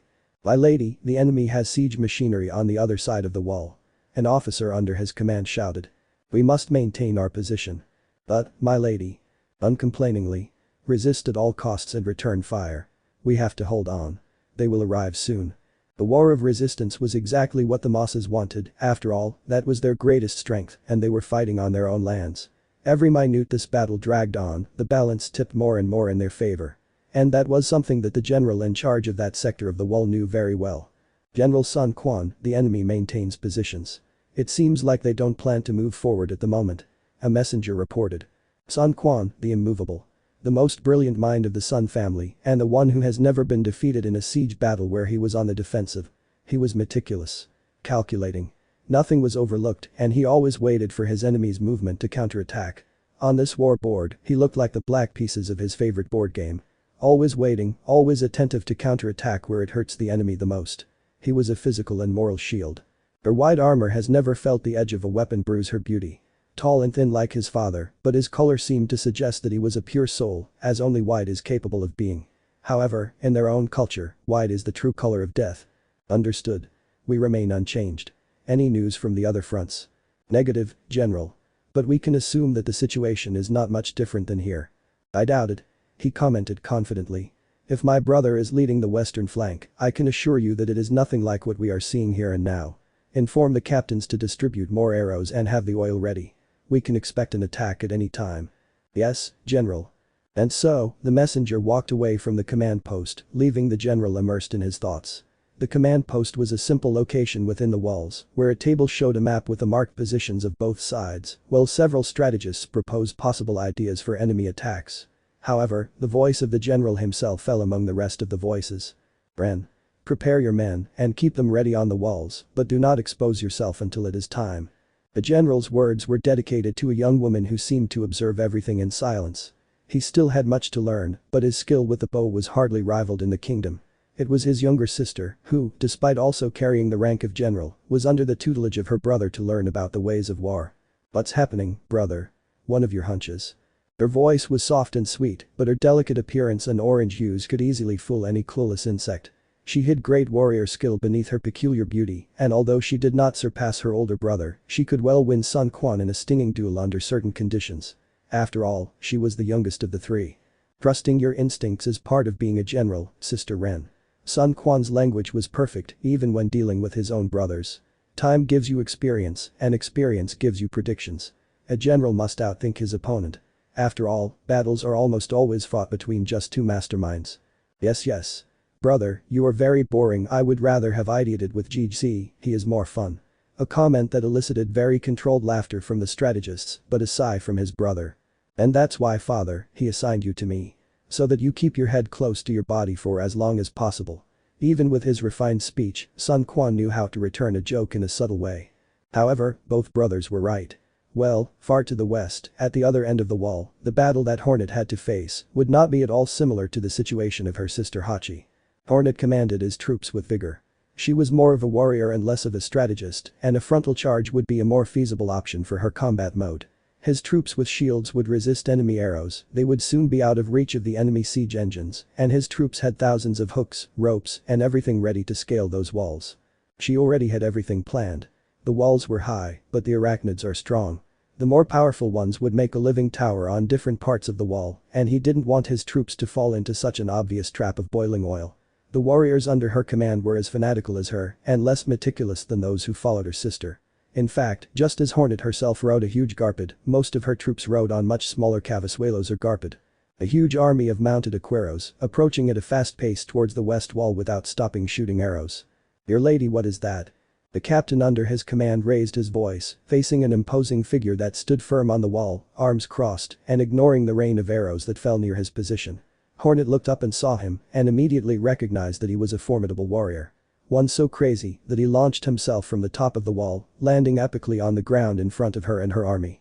And behind him, a pack of mossy madmen who followed the one who seemed to be their leader, descended in the same way, using ropes or dropping themselves for the most reckless. Those guys are crazy.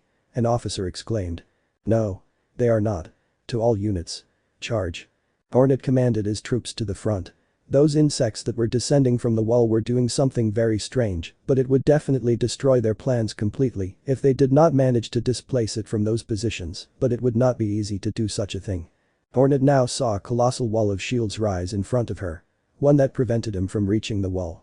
What kind of idiot would leave the safety of his wall to fight in an open field?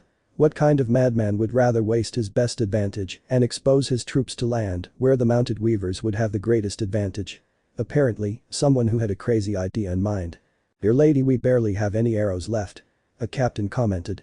Use theirs. Return fire to them. We cannot. Mossiers use longer arrows, our archers can't shoot them without using a conventional bow. Hornet gritted his teeth at the news, now that he looked up and saw the enemy's arrows raining down on his position, but hardly any returning fire. Now, their only way out was up front. Stick to the original plan. The big question was how to overcome such a perfectly executed spear formation. There was only one possible answer. All. Follow me. Hornet roared in fury, and those under his command accompanied his course. The Weaver and Red led her troops to the front in a furious charge to crush the colossal formation. The Mosers were masters of defense, but the Weavers were master riders. And at that precise moment, what was the best strategy would be tested. The ground rumbled at the galloping of the deep nest creatures, but the mossy formation did not tremble. Were those arachnids crazy enough to charge head-on at the sharp spears with their mounts? That would be suicide. But of course, that wasn't what Hornet had in mind. Now. At their leader's command, hundreds of weavers leapt from their mounts, their threads hurling themselves over the shield walls. A thick net that joined the shields and became tangled between the spears. The arachnids fell right in front of the formation, and using all their limbs they began to pull hard. Some mosses were unable to hold their shields, others lost their spears from their hands. Attempts by the inhabitants of Deep Nest to create some significant opening between the mossy formations. All while the arrows did not stop falling on their heads. A strategy that gave a moderate result, since now several points of the mossy formation were engaging in close combat against the weavers. Those mosses who had lost their spears had drawn their stingers, but their bulwark of courage still stood. The weavers, with their 3 pairs of arms, had a great number of possibilities. Some carried large needles, others carried daggers on each of their limbs. The majority preferred to have a more marked balance. The mosses relied on their shields. They trusted them as if their lives depended on them. And in part it was. The green-skinned shields did not tremble in the face of doubt, and their hardness blocked the multiple attacks of their opponents. Their stingers weren't as agile, but they made up for it with absurd defensive abilities. A single moss warrior was capable of taking on a weaver one-on-one and holding the line. The arachnids used their agile movements to try to move that shield out of the way, or try to flank it, but such a tight formation would not give them that opportunity. And if someone didn't do something soon, this fight would become a disadvantageous stalemate for the Crimson Path. Then the ground shook underfoot. An earthquake broke the balance of both sides equally on a specific point on the battlefield. Not many knew what was happening, but great was the surprise and terror of the mossy people when they saw Hornet herself emerge from beneath the earth, riding her enormous carpet and destroying everything in her path. His bearing was glorious. His needle had already been stained with the green blood of his opponents. Her mount lifted her above the battlefield, while her powerful jaws crushed what remained of the corpses of the Mosers, who could not get out of her way. A rider of the apocalypse dressed in red and with a cold gaze focused on the enemies around her. The perfect shield formation opened like butter before a hot knife, and now it was only a matter of time before the rest fell. Or so Hornet thought. Suddenly, a shadow fell over her. As swift as sound itself, she swung her heavy weapon against the armor of her mount. No one in their right mind would believe that such an armored creature was capable of taking any damage, but the blow it received was nothing Hornet had faced before. The weaver had to jump when she felt her 100-legged steed being thrown several meters back. She worried for her life and had to look back out of fear, but when she saw that her pet managed to move with difficulty, she could breathe a sigh of relief, although that huge mark that had been left on the armor of her garpet was something she could not ignore.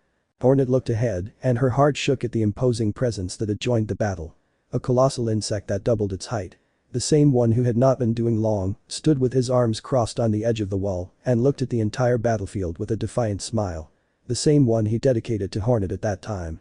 His huge serrated sword could not be taken lightly, and his body seemed to have natural armor built into it.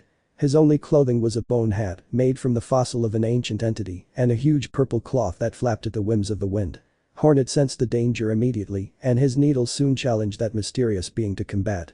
"I am Khan Hornet of the Crimson Path. Daughter of Hera, the Beast, and one of the Crimson Maidens," he said in a commanding voice, a clear challenge towards the one at whom his needle was pointed. "My name is Sun Ce, firstborn of the Sun Clan, and one of the great generals of the Green Path. Get ready, lady, because I will be your opponent." Pap. 11 Unexpected. "My lady, we are suffering too many casualties." The voice of an officer under Hachi's command expressed a harsh reality with concern. The mossy defenses under the command of Sun Quang and with Sun Ren's elite archers were massacring the Deep Nest troops without quarter. Hachi herself looked straight ahead while gritting her teeth, but still, without giving any order. What the hell was I waiting for? It was what everyone around him was wondering. Hornet was in a similar situation, or perhaps worse. His troops had lost momentum, and now a colossal war line had formed between Weavers and Mosers. And right in the center, she and the imposing warrior named Sun Ce fought a singular duel. The warrior was as agile as he was powerful, to the point that such a combination seemed impossible. Even carrying only his great sword, he was able to dodge the weaver's needle, as well as her hidden daggers or kunai that she occasionally threw. The cloth he produced to throw traps and his own needle were not enough, as the warrior stood firm no matter the challenges. If this continued, they would not be able to achieve victory, but the only thing they could do at that moment was to try to defeat their opponent in front and continue advancing. But that seemed to be impossible at that time. Then, the moment had arrived. "General. We have problems." The voice of Amos caught the attention of Sun Ce, who took advantage of a slight pause to know what was happening. "What happened?" the warrior shouted. "It's the Crimson Path. The situation at the main gate is critical. Sun Ce gritted his teeth. How was that even possible? It shouldn't have happened so soon. His father was there and he knew he could take care of the problem. Still, he couldn't help but feel worried as he looked towards the east, towards the imposing towers that could be seen on the horizon, but whose location he was not able to define. But before he was even able to make a decision, his instincts forced him to retreat suddenly when Hornet's needle slammed into the ground and almost fatally pierced him. The Weaver took advantage of the moment of doubt to launch a rapid succession of attacks, which Sun Ce dodged with difficulty, to the point of making him retreat much further than he had recovered, and now, only a few steps separated them from the border of the wall. And behind Hornet's back, there was a huge hole in the moss formation, which the Weavers did not waste in claiming. Dowd had played against Sun Ce, and now his own strategy was in danger. He looked at the Weaver who challenged him, and he couldn't help but notice the smile on her face. A smile driven by his desire for battle and victory. "It seems like you're not going to let me go," Sun Ce commented. "I see no reason to do so," Hornet responded defiantly. "Very well, I guess I'll have to take you seriously." Sun Ce's words seemed to be simply speculation, but nothing could be further from the truth. The general swung his sword senselessly, and a sharp sound alerted the Weaver suddenly. Hornet watched with concern as the serrated sections of Sun Ce's sword split apart, dancing around him more like a whip than a sword. Its reach had doubled. And his mortality was catapulted to the heavens. Hornet's smile faded from her face, knowing that her opponent had only been testing her until that moment. A mistake from now on, it was something that could not happen. On the other side of the front, Hachi smiled excitedly when those she had been waiting for so long had finally arrived. Red flares fell from the ceiling of the caverns, announcing to all their allies of their presence and to their enemies that something terrible was about to happen. And it was no wonder, because right behind those scarlet clouds, thousands of weavers fell from the heights, using their own nets as an improvised parachute. And right in front of everyone, possibly the greatest warrior that the depths of the abyss have spawned. The killing machine. A merciless killer. One who had his position as the third Khan, not because he had a bloodline, but because of his own merits. Born in filth and forged by desperation. And his name, soon known throughout Hallownest. Nosk, the Executioner. As Nosk fell onto the wall, the ground itself and the solid rock shook. Its size was much larger than anything that had ever set foot in that sector of the battlefield, and the mosses saw with terror how with just its own weight, it had already killed 12 of its kind. One of the few in his kingdom that only had 6 extremes, but no one would be crazy enough to challenge his power. Nosk did not give any soldiers time to react and showed no mercy whatsoever. He was like a centaur, riding on his 4 hind legs, while with his 2 front legs, he mercilessly brandished a huge black scythe, whose edge cut down the souls of his opponents and destroyed their bodies with overwhelming force. He was a monster. One that she cleared on her own, a point on the walls, where the rest of the weavers fell from their parachutes. The central sector of the wall, indeed, was compromised. "Don't let yourselves be defeated. We outnumber them. Press." Captain Yamato's voice was heard nearby, and the thousands of Mosers who accompanied him roared in tandem. Their morals drove them against the colossal creature and those damned weavers who desecrated their sacred wall, and they should pay with their lives. But the reality would be very different. Nosk himself charged, alone, against the hundreds who came in columns on his position. His scythe feasted on the blood of dozens. And its force threw the crushed pieces in all directions. A bloody spectacle that stopped the advance instantly, because that thing was the very incarnation of death, and the terror it sowed in its opponents was absolute. Captain Yamato himself found himself face to face with the beast, who had deduced that, as a commanding officer, its head would be a very good trophy for his macabre collection. Nosk swung his scythe without hesitation, and Yamato's stinger took the impact, launching the moss-eater an absurd distance over his own soldiers. Yamato was barely alive, but his metal stinger had been snapped in half by the impact. Beating that thing was impossible, and advancing towards it destroyed his courage, as well as that of the dozens of soldiers who also saw him. None of them would have the slightest chance. However, Nosk's eyes turned to the side, and his scythe quickly changed into a defensive pose as a huge golden stinger launched itself at his figure. Even someone as colossal as Nosk had to recoil from the force of the impact that the powerful golden insect carried on his body. One that regarded the deep nest intruder with particular contempt. "General Sun Jian," Yamato shouted hopefully when he saw him. "Captain. Take 3,000 soldiers and go to the east wall." "But my lord, I cannot abandon him. See, I have a feeling that Quang and Ren need support immediately." "But my lord." "Oh, old friend. We will meet again when this battle is over." The captain wanted to refuse, but seeing his old friend smile and his golden armor did not allow him to do so. He trusted it, both as a strategist and as a warrior, testing the strength of that scythe-wielding monstrosity made him very hesitant about it. However, orders are orders, and the captain would follow them after collecting the necessary amount of insects. If Sun Jian felt that something was not right, the wisest thing would be not to ignore it. Very well, horrendous beast, it seems that it will be just you and me. Sun Jian challenged Nosk by raising his stinger and aiming it at his head. However, he did not receive a response of words, but an angry roar and the unrestrained attack of that creature. This would not be an easy battle at all. However, Yamato had to leave his general behind while he watched with concern how his friend's superstitions were not unfounded. The eastern sector of the wall had suffered the most of all, and from a distance, the fire spreading inside the wall was a clear sign of that. Sun Quang's troops were unable to stop the assault of flying weavers, and those that fell within the walls had wreaked havoc and destroyed many of the mossy siege pieces. Several sectors on the walls were compromised because when the weavers took the chasm, they created a perfect point so that their peers could climb without fear of being bathed in boiling oil. The sight was terrifying. Yamato guided his shoulders from the center towards where the weavers were, and his advance managed to recover many of the lost positions. With a new sting, the captain himself was at the forefront, and dozens of weavers fell before the overwhelming force. However, this impulse did not last forever, and they were stopped a few positions from the secondary gate of the wall. The one that the weavers tried so hard to capture. The captain himself looked at the battlefield and saw that weaver in a black cape shouting orders to her followers. There was no doubt. She was the one in charge of this entire sector, and she was at the foot of the doors, waiting with her elite warriors for her followers to take control of the mechanisms. Then, the hearts of the Mosers trembled as the rumble of metal mechanisms were activated and the colossal doors slowly began to open. Yamato was right there, but his men were not able to advance fast enough to stop the weavers who were opening the door. Sun Ren was on the other side of the wall, but his arrows did not reach the targets. Sun Quang was directing the fight inside, but turned around in terror when he felt the mechanisms. There was no chance. With the gates open, the army of weavers would enter the kingdom and destroy everything. Sun Quang himself charged forward with his elite units, but they would not be able to arrive in time, as several weavers stood in their way. There was no hope. On the other side, Hachi waited with his men while the doors slowly opened. He could now see into the kingdom, and the smile of his victory was clearly visible, like the one on each of the soldiers around him. Just a little more, and they would be able to capture the position for good and establish a control point to capture the rest of the wall with attacks from the rear. And finally the gates opened. Hachi was about to give the order when the shattered pieces and blood of several weavers rushed outside.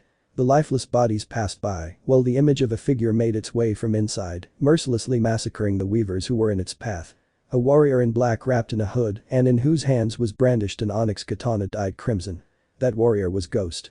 Sun Quang did not know what had happened, but this sudden death of the weaving troops was the opportunity he was waiting for, and he soon gave the order for his troops to advance.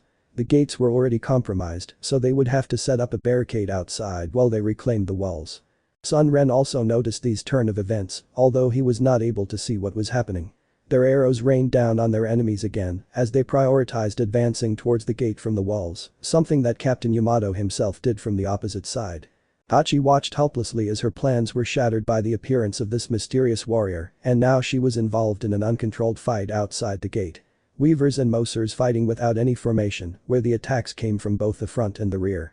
Hachi herself brandished her needle and thread and pushed as many Mossies out of her way as possible. His captains and strategists remained at his side, protecting his mistress from possible blind spot attacks, but a loud roar soon caught their attention. Hachi and his officers looked to the side when they saw that peculiar warrior in black, ending the life of a weaver a few steps away from them. Ghost turned his head to the side and soon saw that notorious group, with the weaver in the middle visibly different. There was no doubt this was someone important. The head of a snake that will kill the body if it is cut off. Your next objective. Protect Lacan. No. Wait. Hachi attempted to stop two of his officers who lunged at Ghost, but to no avail. The weavers thought that by working together they would be able to overcome it, but nothing could be further from the truth. Ghost passed between them like the shadow he was, and his needles didn't even touch his body. But Ghost's stinger showed no mercy, and the two corpses immediately fell behind him. I don't know who the hell you are, but I swear by my blood that I will make you pay for that. Hachi raised his needle and challenged Ghost, to which he responded by adopting a combat pose. You didn't have to be an expert to know that the weaver was a great warrior, and underestimating her was not an option. Although, Ghost in particular wouldn't underestimate even a crazy man with a wooden stinger.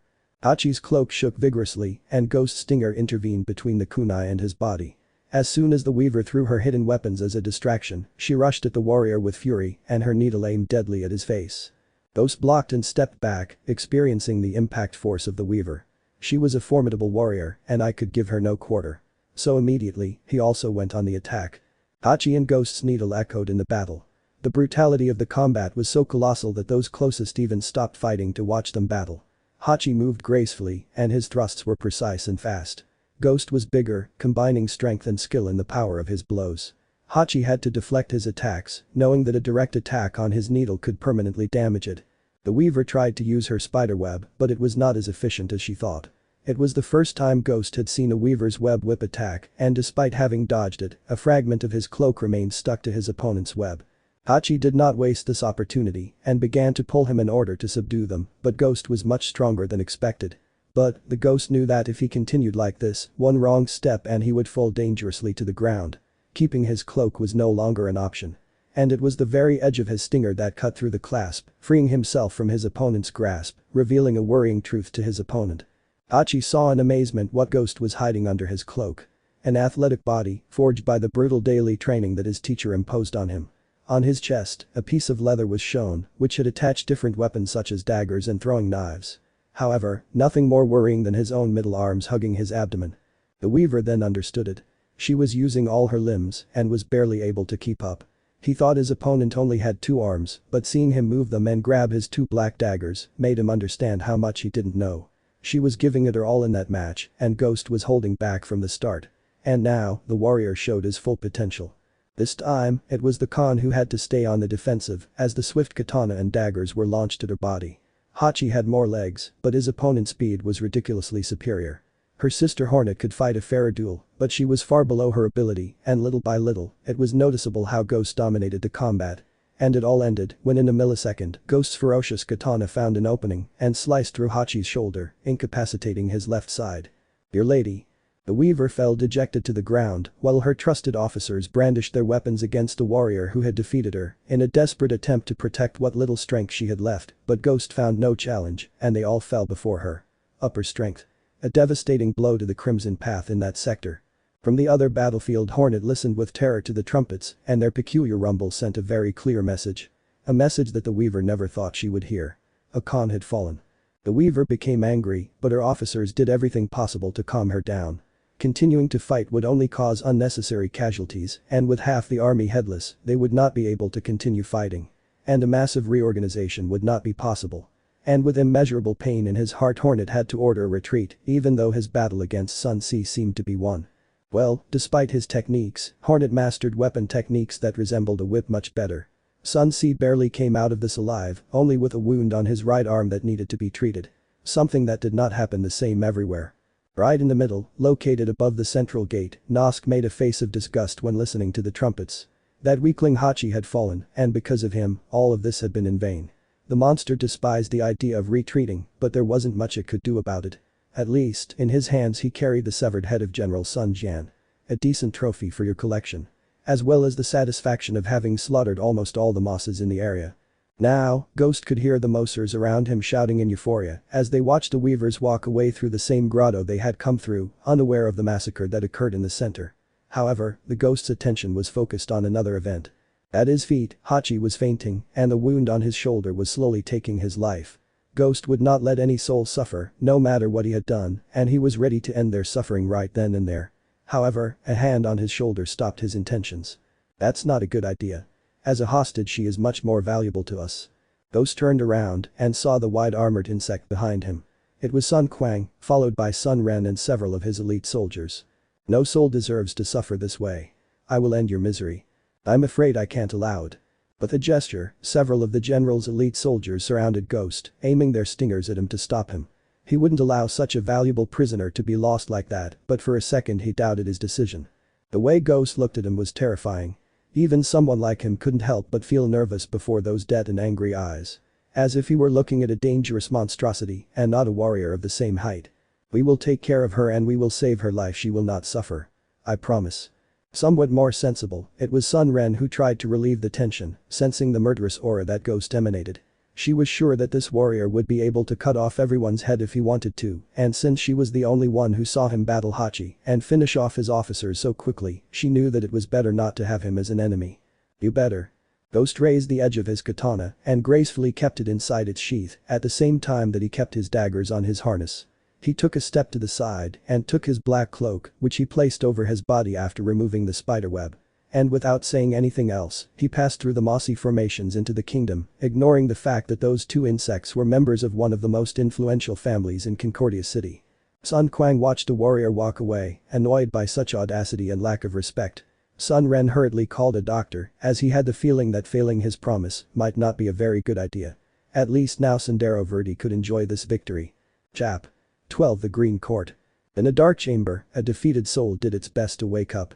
His body hurt like it hadn't in years since those brutal training sessions that had shaped him so much. His vision was blurry and the light from the torch was not able to fully illuminate the stone wall surrounded by moss. Hachi squeezed his 6 pairs of eyes shut and little by little consciousness returned to his dying body. She didn't know where she was, but she knew she was a prisoner, surely in some dungeon on the green path. Lifting her body was a torment, but her warrior spirit prevented her from staying lying down. His injured body had been treated and now bandages covered his chest and his injured shoulder, which he couldn't move and hurt like hell. But at least she was alive, somehow. Look, he's waking up. Go and tell the captain. She could hear a voice, but her blurred vision didn't let her focus completely. From their silhouette I could tell that they were mosses who were on the other side of some iron bars outside the cell. The minutes passed and little by little Hachi was recovering in silence. She could feel the other guards gaze on her, but she didn't have the strength to make the slightest attempt to escape. Why she was locked up was a mystery, but she could assume it was up to no good. She had to find an opportunity to escape as soon as possible, even though her body probably wouldn't respond the way she wanted. Then, the prison door announced the arrival of someone else. I see that you managed to stand on your own. You are Tika without a doubt. I grant you that. Hachi looked at the source of the voice and soon saw a Mossy who showed much more experience than the rest. It was Captain Yamato himself who did not take his defiant gaze away from the weaver. What will they do with me? That's not something that's up to me to decide. But he will come with us. Don't try to resist. The Mosers opened the bars and soon several shackles were placed on their tired limbs. This was probably unnecessary, but none of them would trust their enemy, much less turn their backs on him. Hachi had to walk on his own weak feet through the dungeons and climb the thorny stairs even with those heavy metal shackles hanging from his arms and legs. Something cruel without a doubt for someone injured, but that was something that no one present cared in the slightest.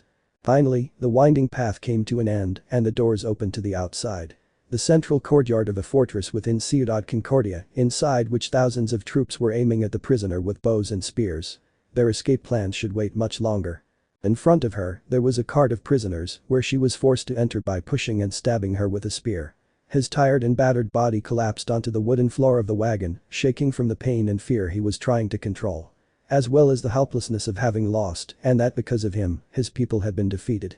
The wagon was a closed wooden box, and only a hole in the roof the width of a pin let in some light and air.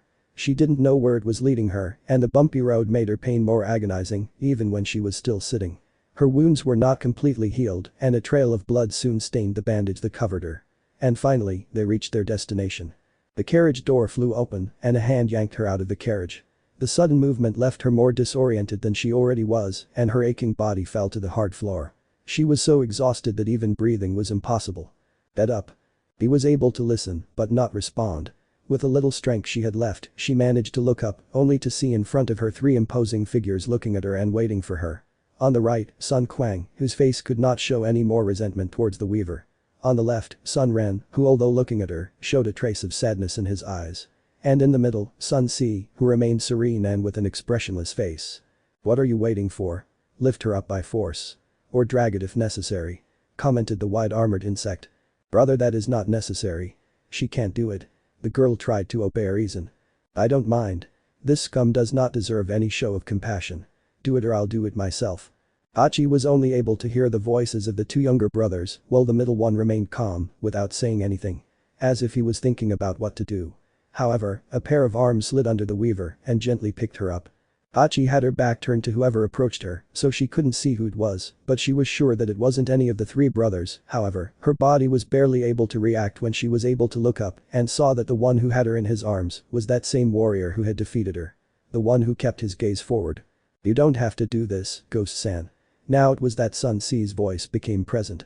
"How can you even touch that thing?" Sun Quang's voice did not try to hide his contempt. "No problem. Come on, the Empress is waiting for us." Hachi could feel Ghost start to walk, but he had no strength left to resist. With no choice but to let himself go, he couldn't do much but look up, where the silhouette of the ghost's face sometimes became blurry before the sudden change of lights. They finally reached their destination, and despite the pain, Ghost did his best to place the weaver on the ground. Hachi complained a little, but it was definitely much better than any other treatment he had received until then. Then, Ghost brought a leather bag similar to a canteen and brought it close to his face, but because of its smell, he tried to avoid it at all costs. "Baby, it's medicine. It will make you feel better." Hachi struggled for a moment despite the ghost's words, but he didn't have much strength left to resist, and in the end, he had to drink that thing whose taste couldn't be more disgusting. So much so that he regained a little composure and was at least able to keep his torso upright on his own. And after a few seconds, she felt how a thin cloth fell on her shoulders and covered her bodies, placed by the same warrior who had brought her to that place. An act that felt somewhat chalky on his tired and abused body. Only then, Hachi was able to realize where he was. A huge hall, whose silver walls and columns were covered with a beautiful layer of bright and life-filled vegetation. The tiled floor was a colorful aquamarine color, and on the vaulted ceilings, the light from the outside radiated on the stained glass windows and illuminated the place. Very different from her mother's living room in Deep Nest. And right in the middle, raised on a staircase, was a beautiful white marble throne, where a peculiar and beautiful creature lay. One that didn't seem to be an insect, or at least, one that Hachi had never seen in his life. A beautiful white-skinned creature whose rooted hair rose above her head, decorated with beautiful white flowers, like the clothes she wore. She was clearly the regent of these lands, although she seemed to be too young to hold that position. "You are in the presence of Empress Shuang. Divinity of the Green Path and highest authority of green paths." The voice of Sun Quang himself frightened the weaver, since he had stayed behind her without her noticing. However, he whispered his next words, so that only Hachi would be able to hear them, before walking to the side of the room with his brothers. "You better not do anything stupid." Hachi looked to the side and could see the three generals, now that Sun Quang had joined the rest of the brothers. On the other side was Captain Yamato and Ghost, who, as always, looked straight ahead, lost in thought. In front was the one they called Empress, and next to her was a corpulent insect, with several golden parts decorating its body. Someone of great importance without a doubt, and whose beard and cracked shell suggested that he was someone of advanced age. What happened? Those were the first words the Empress dedicated to her generals, showing that she did not have the maturity or protocols of a court. However, the three generals knelt when they saw that he was addressing them, with Sun Quang himself speaking. "Wounds during the battle, your honor. But as you can see, he is in good health." "That is not enjoying good health. Unfortunately, that is war, your majesty. She should feel lucky to be alive, and that Ghost Sama's weapon had mercy on her life." This time, it was the voice of the old insect next to him that gave explanations. A deep and slow voice, but calm and accurate. "I see, Minister Dong. It is a pity. This war is a tragedy, and too many lives were lost in vain." "I completely agree, your excellency. However, it was not us who started this war." Suddenly, all eyes fell on the weaver in the room, who was still sitting on the floor, fearfully covering herself with the cloak that Ghost had given her. Looking at everyone around her, afraid that she would be unable to defend herself if something bad happened. "Would you be so kind as to introduce yourself?" the Empress asked the weaver. "I am Khan Hachi, war leader and daughter of Matriarch Hera, Princess of Deep Nest." "Hera? The famous Hera?" Comment from the young Empress, with eyes full of hope in a situation that should not have been. Luckily the insect next to him reminded him of the situation. "Yes, your highness. The same Hera that her mother the White Lady told her about when she was little." "Wow, I didn't think I would hear other stories about Hallownest from other kingdoms." "Yes, my lady. Each kingdom within Hallownest is full of stories that must be heard. But unfortunately, at this time we must turn our attention to other matters." They couldn't blame the Empress. She was a teenager after all, and her attitude was too noble for this bloody world. Something that left Hachi quite confused, knowing that the throne of Sendero Verde was occupied by someone so young and innocent. Although it wouldn't be surprising if this Minister Dong and the Sun family controlled the kingdom behind the scenes. Unfortunately, there are things that we cannot avoid. "Miss Hachi, you are asked now, in front of the Sendero Verde court, to explain the reasons for your attack." The Crimson Path and the Green Path had not come into conflict until this point. "Because right now?" the minister asked. "What else would it be for? To take over our lands and enslave our people. They are bastards who deserve to die. Starting with this garbage that crawls on the precious tiles of the palace." Sun Quang's words did not mince words. The middle brother was not able to hide his resentment, much more so when Hachi looked at him without fear, since she had already accepted that she would be executed a long time ago.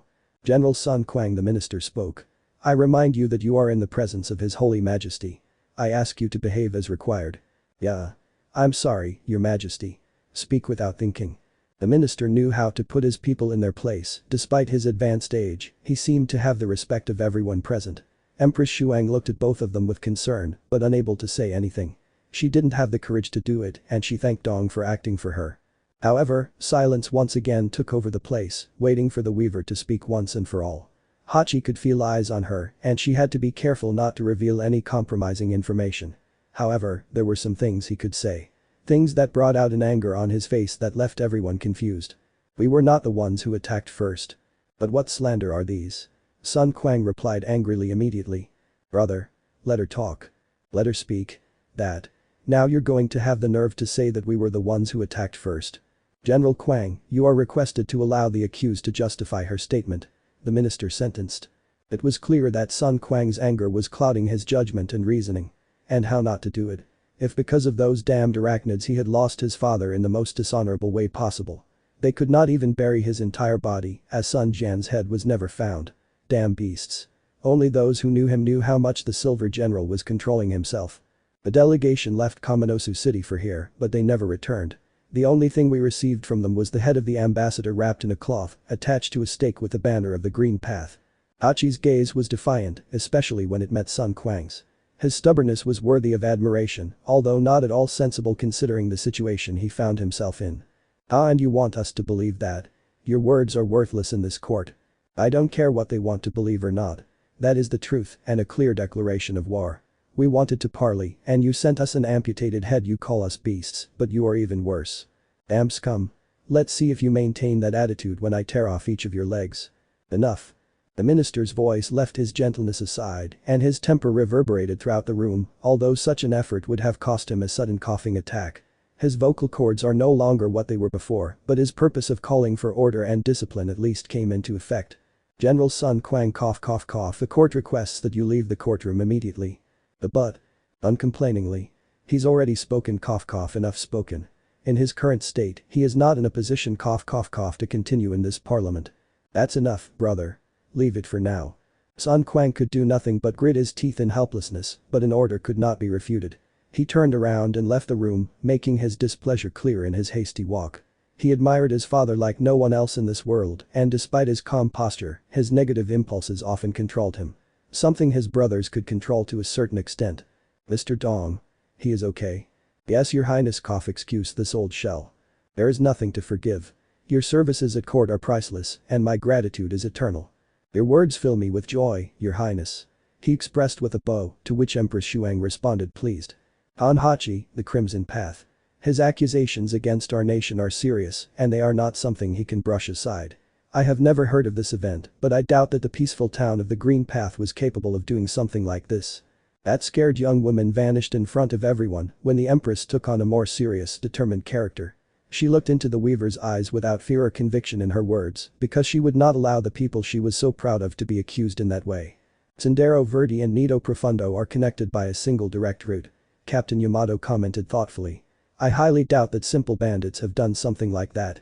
Do you think it was the mantises? They are the only ones who could reach that path without obstacles. I don't believe it. Sun Si answered. I have fought mantises before. They are too proud to do something like that. I have heard stories that mantis shoguns behead their own subordinates when they act dishonorably in combat. And although the possibility is not zero, I highly doubt that they were responsible. But then who? An awkward silence reigned in the place. Everyone trying to find an answer, although the one who was in the worst state was Hachi herself. To think that they had been tricked and attacked the Moss Kingdom for such a reason was unheard of. Impossible. His emotions were hurting his already wounded body, and a voice soon realized such a thing. We cannot draw conclusions without reliable clues. Ghost rarely raised his voice, but when he did, the more sensible preferred to listen to him. If what they say is true, someone is pulling strings that we are not able to see.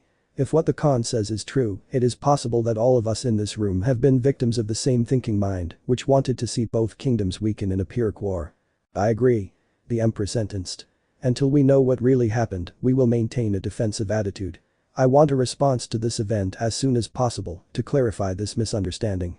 Khan Hachi, you will have to excuse me, but as long as our nations are at war, you will have to remain a prisoner in Concordia City. But at least we'll give him a fairer deal. That's all. General Sun Si, I want to clarify this matter as soon as possible. I want answers. Yes, your highness. Ghost-sama, I would like to ask you to take care of the Khan while this matter is clarified. He trusted your neutrality and good judgment to do the right thing. Ghost just nodded his head. Very good. This session ends now. You can leave. The Empress's words were absolute, and as soon as she finished, she left the place followed by Minister Dong. The remaining Sun brothers turned and left the palace, as did the dozens of guards guarding the place. Leaving only Hachi, Ghost and Captain Yamato, whose expression did not show much enthusiasm. Hachi sighed regretfully. This had somehow ended with a not-so-disastrous result, although he still had many questions in his mind. Ghost reached out to pick her up once more, but she fervently rejected her. The least he could do in this state was retain some pride and stand on his own 2 feet. Although his bruised body disagreed. The more attentive boy would have tried to grab her when, halfway up, Hachi lost his balance and fell to the ground. But Ghost did nothing to help her. He just stared at her with a poker face, thinking about the time he was wasting due to the weaver's stubbornness. Yamato could only wait tiredly while rubbing his eyes. You finished? Was the only thing the Ghost said on the weaver's third failed attempt. This guy irritated her to no end. Not only had he beaten him in combat and almost ended his life. Now he was mocking her to her face. And there was nothing he could do to avoid it. Her body was too exhausted and gritting her teeth in helplessness was all she could do when Ghost picked her up once more and carried her out of the place. Yamato only followed them sighing regretfully. You seem to enjoy making fun of others. The weaver said with venom, dying of grief in Ghost's arms like a princess in distress. I don't enjoy seeing others suffer. I don't know where you got such an idea. You rejoice in my shame. Now that I am injured and unable to defend myself. I don't understand what's so shameful about trying to help you. You are carrying me like a trophy through the streets of the city. Everyone looks at me like a weakling. How much more do you plan to humiliate me? I'm carrying you because you are unable to walk on your own. And everyone looks at you because she was the only weaver in the city. And because 7 days ago, yours attacked the border. 7 days? She asked stunned. Yeah. Your body was very weak. The medicines work, but they are not a miracle. You are strong, and that is the only reason you are alive. But I had to change the bandages at least twice a day. Did you cure me? Because no one else was willing to do it. Those words were cruel, but they were not without reality. No one in their right mind would want to care for someone who led an attack against their land, or in the worst case scenario, would have acted to end their life with their own hands. When Ghost thought about it carefully, he decided to act and take care of the matter personally. The weaver could do nothing but remain silent, unable to even thank him out of pride. But soon, a truth brewed in his head. Wait, are you changing my bandages? He said with a marked reddish color on his face. And you say it like it was nothing. I don't see any problem. But you saw me naked. Well, I had to do it. And you have the nerve to not even deny it. Let me go. Hey, but what's wrong with you? You are going to fall. I don't care, let me go now. My ow. Her injury reminded her why she couldn't move. Do you want to calm down? You see, your wound opened again. Just stay still, we're getting there. Hachi could do nothing but snort at that. His humiliation grew more and more with each thing that happened, but the pain and blood on his shoulder told him that it would be best not to do anything stubborn again. Although it didn't take away the shame I felt at that moment. Pervert. One last whisper, which drew a heavy sigh from the Ghost. Behind him, Captain Yamato did his best not to laugh at such paraphernalia.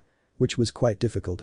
Let me know in the comments below if you guys want the next part. Also check out my other video that has been shown and left. Thank you for watching. If you enjoyed this video, please like and share this video. And have a fantastic day. Bye.